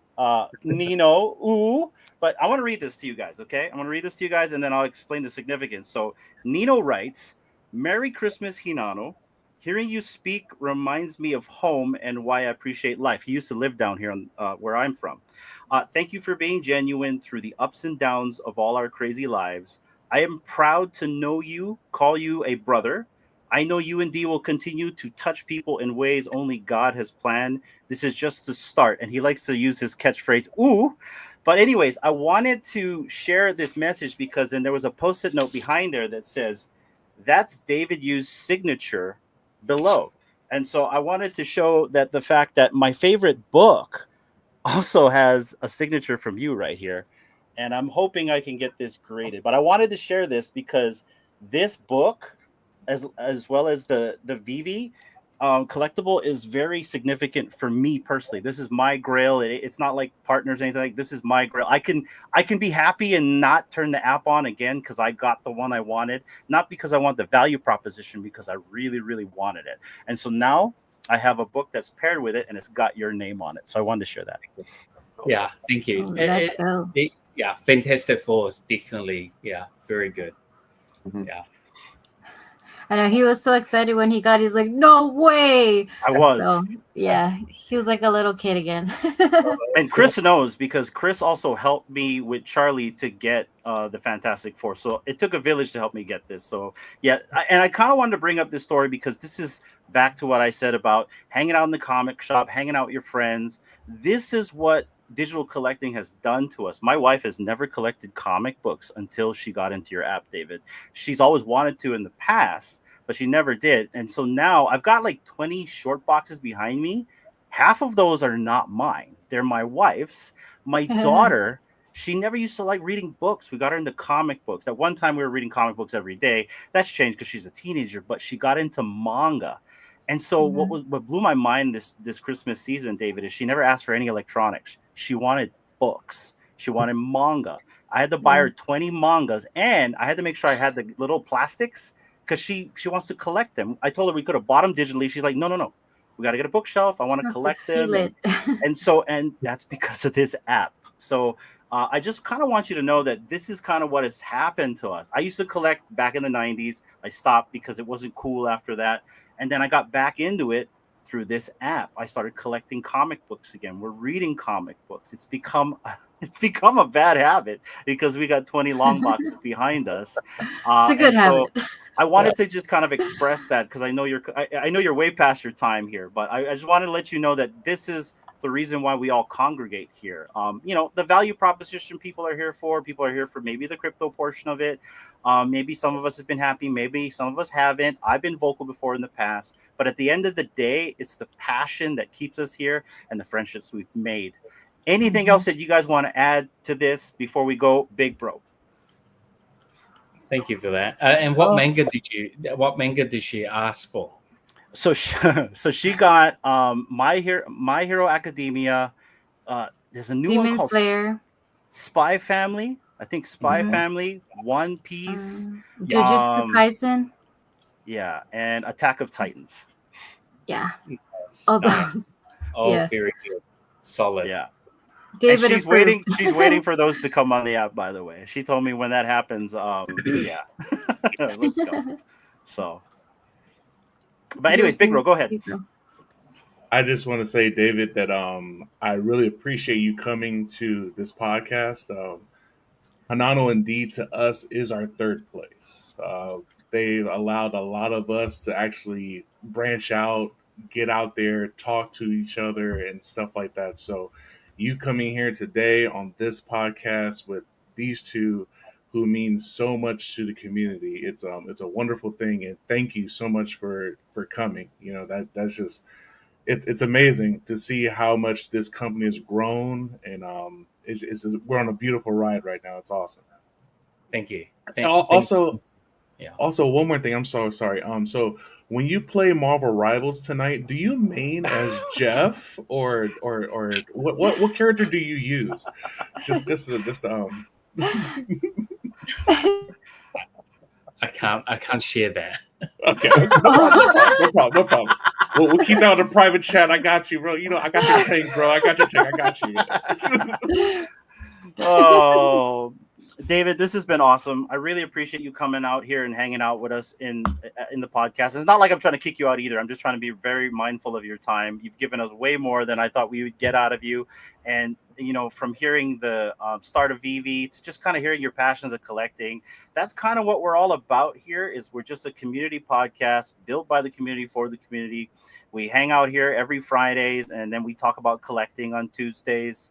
It's always an open invitation for you whenever you want to come on, although I do understand that there are procedures to do that, but I'm just letting you folks know that this is an open invitation here. It's a community podcast, and everyone and anyone is always welcome to come on, as long as you're what, D? Not a dick. That's it. Except if you're Richard. Only Richard. Anyways. So, David, that's pretty much it right there. Do you have any questions for us before you go? Now's the time to kind of ask your fans and audience, anything that you want to ask us. I don't think he wants to go. Oh, yeah. No, I'm just kidding. Yeah, I love the community. Probably a question for every one of you guys. What would be your favorite VeVe collectible that we have released now? It can be comic or apart from Fantastic Four outside. What would be your favorite collectible or comic on VeVe for each one of you? I can show you. So how about you start first, Anand?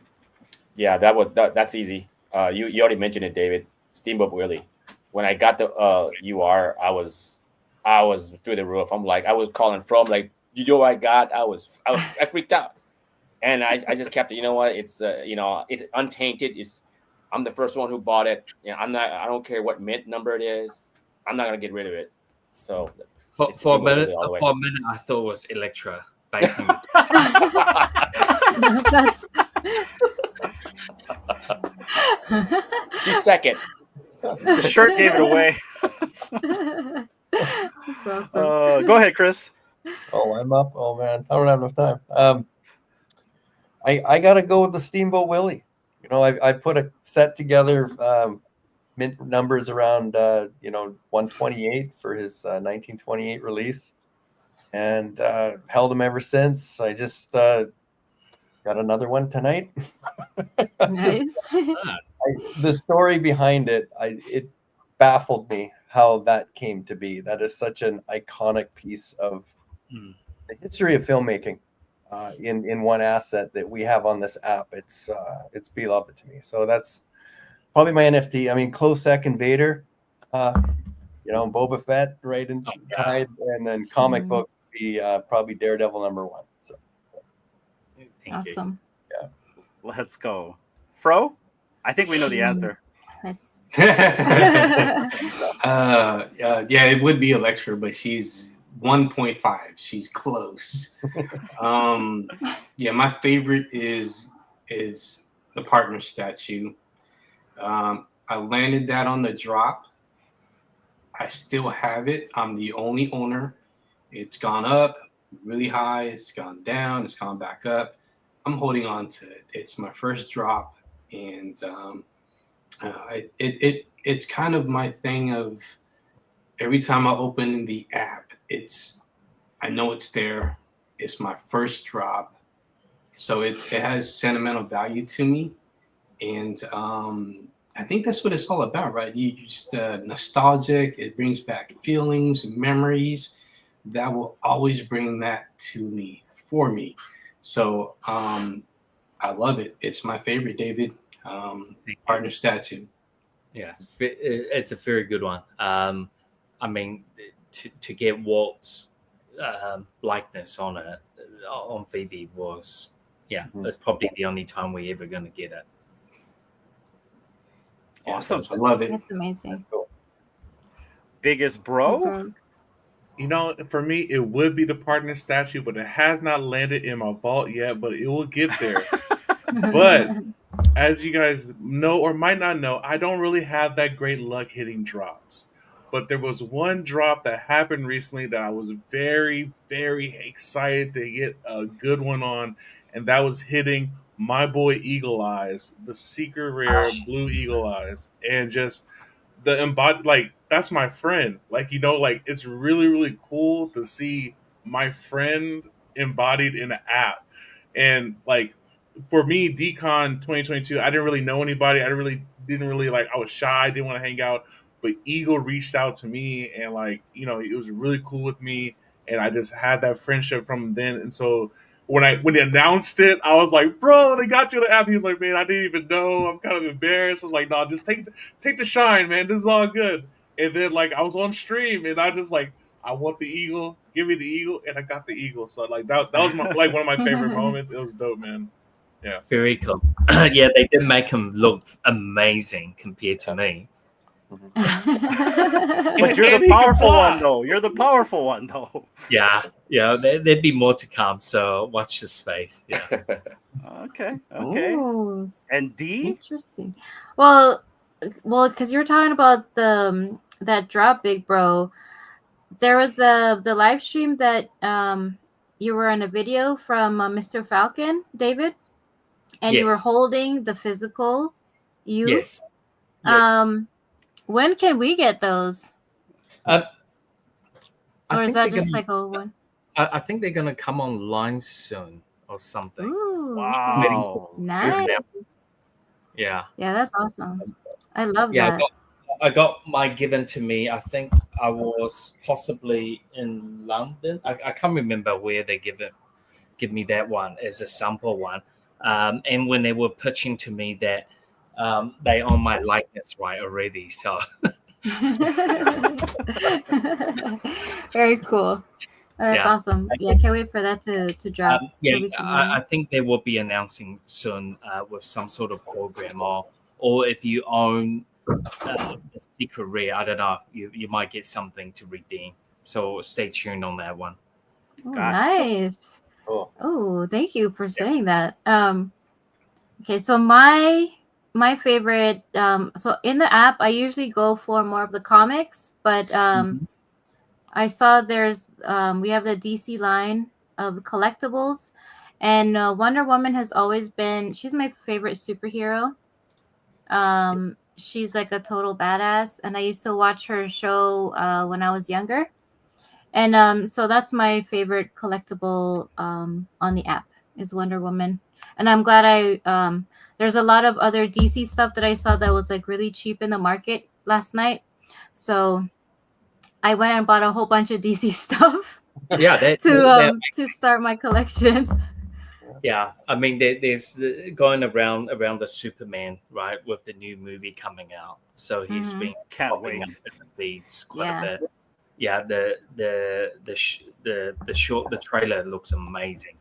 Yes. Yeah. It has a bit of everything I grew up with. So really looking forward to it. Same here. I'm glad they went back to the trunks. So Yeah. I think- and then you see crypto. Anyways, Yeah, we're can't big wait for that DC one. fans, so we could probably talk forever on that. But let me show you what my favorite collectible is, and there's no value proposition in this, guys. It's basically because I love the IP, and so I have the actual Galactica right here. This is an Eagle Moss, so it's discontinued. So they've got, like, I guess they took the 3D models of this, so this is almost to accurate likeness. But so I'm a big Galactica fan, and here's the reason why. On Friday nights, so I met my wife in 2006, and so Friday nights for me before I met my wife was Sci-Fi Fridays. I don't know if you remember that or if that was like prevalent in New Zealand, but every Friday they would have SG1, Atlantis, and then Battlestar. And so when Dee met me for the first time, she would want to go out on Friday. I said, I don't go out on Friday nights. I'm sorry, because it's Sci-Fi Friday. And so I pretty much convinced her not to go out on Friday nights. And for like 3 or 4 years, we would never go out on Friday nights. We would watch Battlestar and Stargate. So basically Battlestar, Stargate, the Enterprise D, those are like my favorite collectibles. But this reminds me of our relationship, because we wouldn't go out on Friday nights. We would hang out and watch mainly for the Battlestar Galactica, right? Because SG1 was kind of campy. But yeah, the Battlestar Galactica, we watched it all the way until the series finale, and then we started going out on Friday nights. So the Galactica is my favorite collectible. I've been trying to find mint 2006. I'm a big spaceship collector, David. So I've got ships all over the like. I can grab spaceships; they're everywhere. I've got. He's got a ship ton. Like, There's seriously. Orville right over here. You know, I mean, like I've got all kinds of stuff all over the place. So a lot of spaceships is what I would love from the app. Before Eagle Moss went under, they sent me a whole carton of all the spaceship they've done What? for me, and Really? I have it all in a beautiful die-cast style box. It's amazing. Yeah. Yeah. So Wow. I was very, very lucky. And in a way, we use some of them as the inspire how it would look like. They were very detailed. The Eagle Moss. Yeah. Yeah. Very detailed. I mean, if they have all the correct windows, how many windows, every little bit. So that was crazy. Yeah, but Battlestar, it's G1, huge fan base. I mean, the Stargate, we have the doors, everything. It's very, very good. Diorama of a gate room would be beautiful. Definitely. Okay, so Battlestar, fantastic. So Vipers, and Raiders coming. Ooh, he's writing a list. He's writing it down, right, David? Battlestar Pegasus. I'm just saying I could Pegasus, geek out for Pegasus. miles here. Right. So, What was planet Earth called back then when there's your diorama? The Lost Colony. Oh my God, it's gone right out of my head. But anyways, we'll get to that when we talk about Battlestar. well, guys, that's pretty Africa. much been the show tonight. We pretty much asked David a bunch of questions. I think we had more, but I mean, we've at the 2-hour mark. David, I really appreciate you for coming on and giving us your time. Is there anything else that you want to give the audience before you go? Any words of wisdom? And you don't have to go. You can still hang out if you want. I'm going to do some giveaways after. But yeah, any words of wisdom before you decide to leave? Yeah, I mean, well, we're coming towards the end of the year. Wish everyone a happy new year and have a safe, once again, have a safe holiday season if you're taking time off, and be kind to each other. We really still at the start of the forefront of digital. We'll continue to innovate in VeVe, and hopefully you guys will be part of that journey, and look forward to see a lot more pictures in AR through social on this holiday season. If you're not working, hopefully the series of collectible that we've been putting out really resonate with you guys. And if we'll always listen to you guys and get your feedback, and please do give us some time as we're going through a period of our own working internally to facing our challenges in different ways, getting things backed up in speed, and look forward to having Dan to demo the VeVe first furthermore next year for 2025. Awesome. Before you go, Dee does have something she wants to give you. I don't know if we can give it to you or not, but this is actually art from a community member that drew likeness of both Dee, myself, and my daughter as Batman, Wonder Woman, and Punchline. And so this is a slab of the Real Uncommon podcast as an iteration of us. And so we wanted to give that to you as a parting gift and to kind of say thank you for coming and hanging out with us. Thank you so much. Wow, that looks pretty cool. Yeah, Lots this of- is the foil version, number Yeah. 8. Yeah, man, the foil is amazing. And who drew this one? It's from Davo, and he's a talented artist from Australia. So Oh, wow. down your And parts. he's a collector in the app. So. Yep. Very, very cool. Thank you for that. Or be in touch with the email. Yes, Okay, yes, definitely, awesome. definitely. And we will Awesome. definitely get that for you as well. There's also different variants. So if you want the other different variants, I'm sure you can snag that from D. So, well, guys, that's pretty much it. I'm going to run these giveaways. You can hang if you want, David. It's really up to you, or you can dash out because I know you're a busy man. I will check out one of the giveaway because I might be winning that. So Oh, let's did you answer? go. Let's go. Let's go, guys. All right. Well, you heard David right there. If you want to win, and by the way, guys, I want to just repeat myself that this is a sponsored stream by VeVe Official as well as O'Malley Tees. So you have a chance to win either a random VeVe digital collectible or you have a chance to win $50 worth of Omi. And so, guys, I'm going to give you one more minute to enter the chats, and then we're going to do the giveaways, and we're going to get out of here. D, kind of talk story and close out the show while I get everything ready.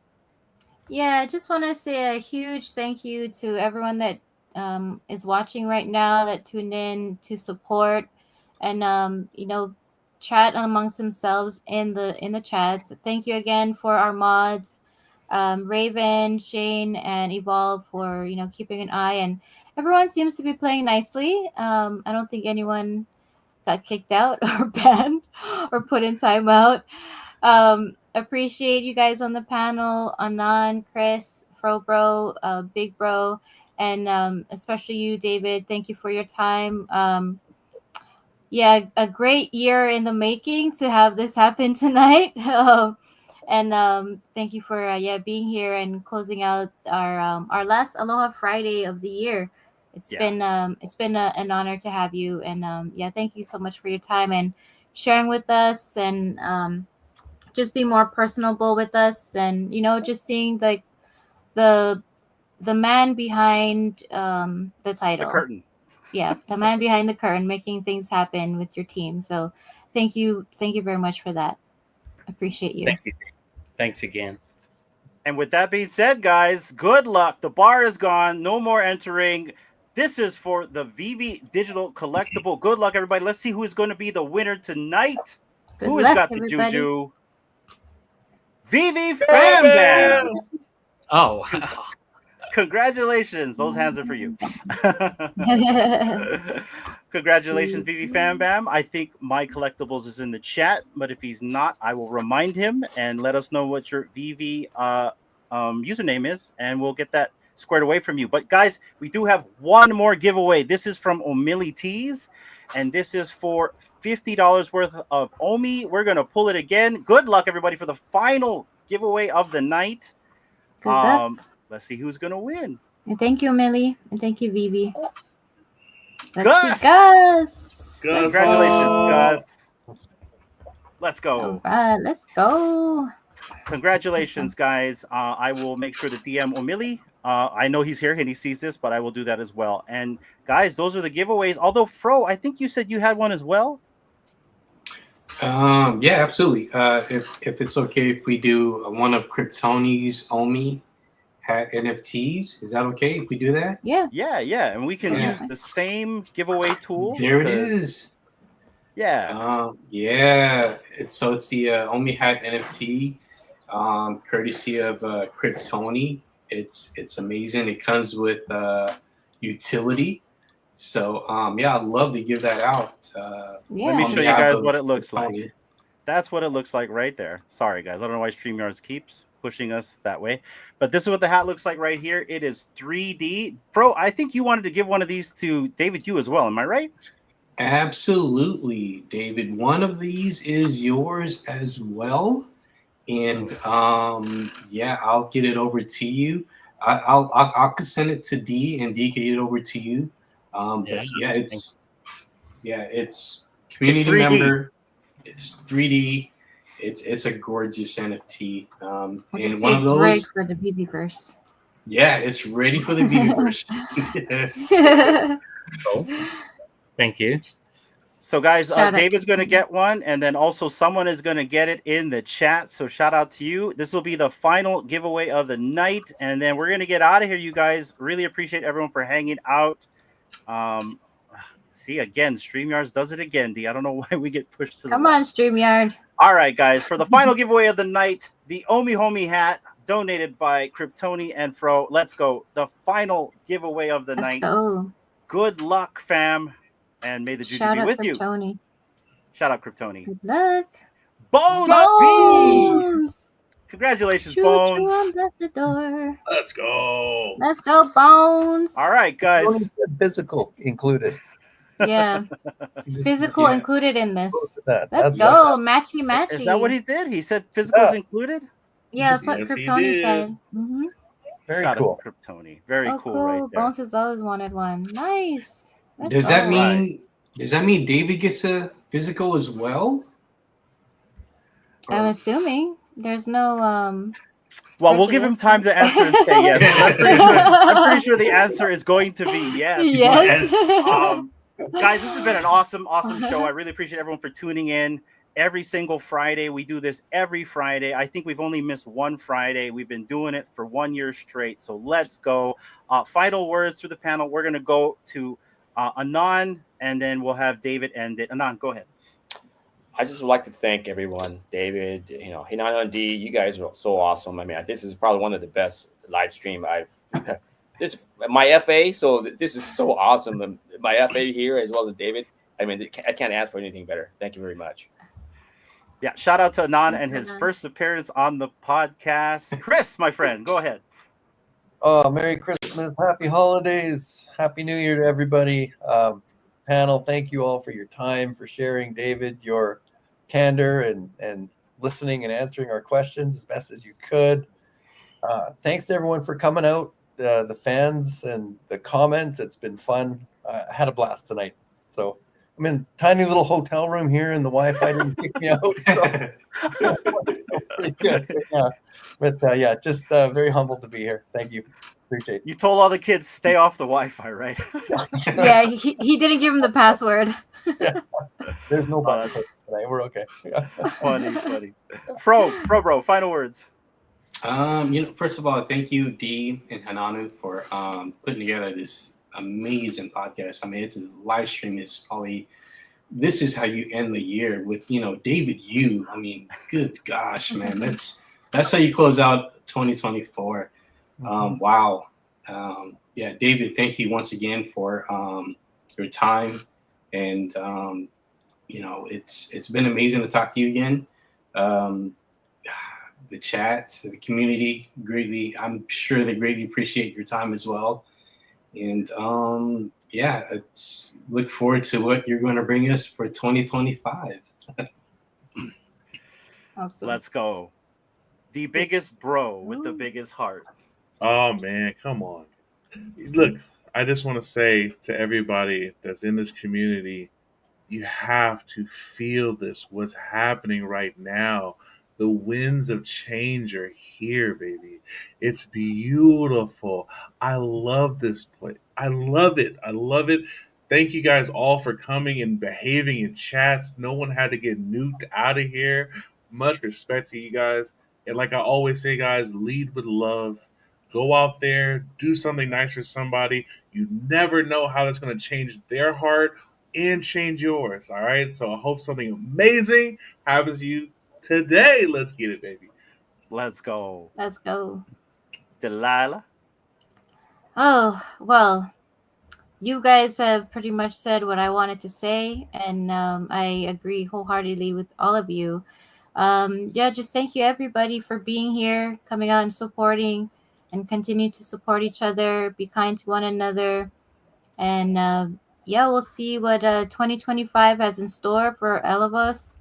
It's going to be a fun ride, and I'm happy to be here with all of you guys to share that. Let's go. Let's go. David, thank you so much for coming on. It's been such a pleasure to talk story with you. You're one of the people that we've always wanted to get on to talk story. In Hawaii, that's a term we like to use a lot, talk story. And if you ever met me in person long enough, you would probably run away from me because I talk way too much in person than I do on camera. Fro knows. But I really want to thank you for sharing this conversation with us. I know the audience enjoyed it. We enjoy it. This is what we like to do up here in this podcast, is to talk to people and get to know them on a personal level, because we believe that when you know someone on a personal level, even you, David, then it helps people understand why you do the things you do and the decisions that you make. So appreciate you giving us a little bit of your heart in this podcast. I want to also thank our moderators. They did have to nuke a few people, and I really appreciate them. They did reach out to me and ask.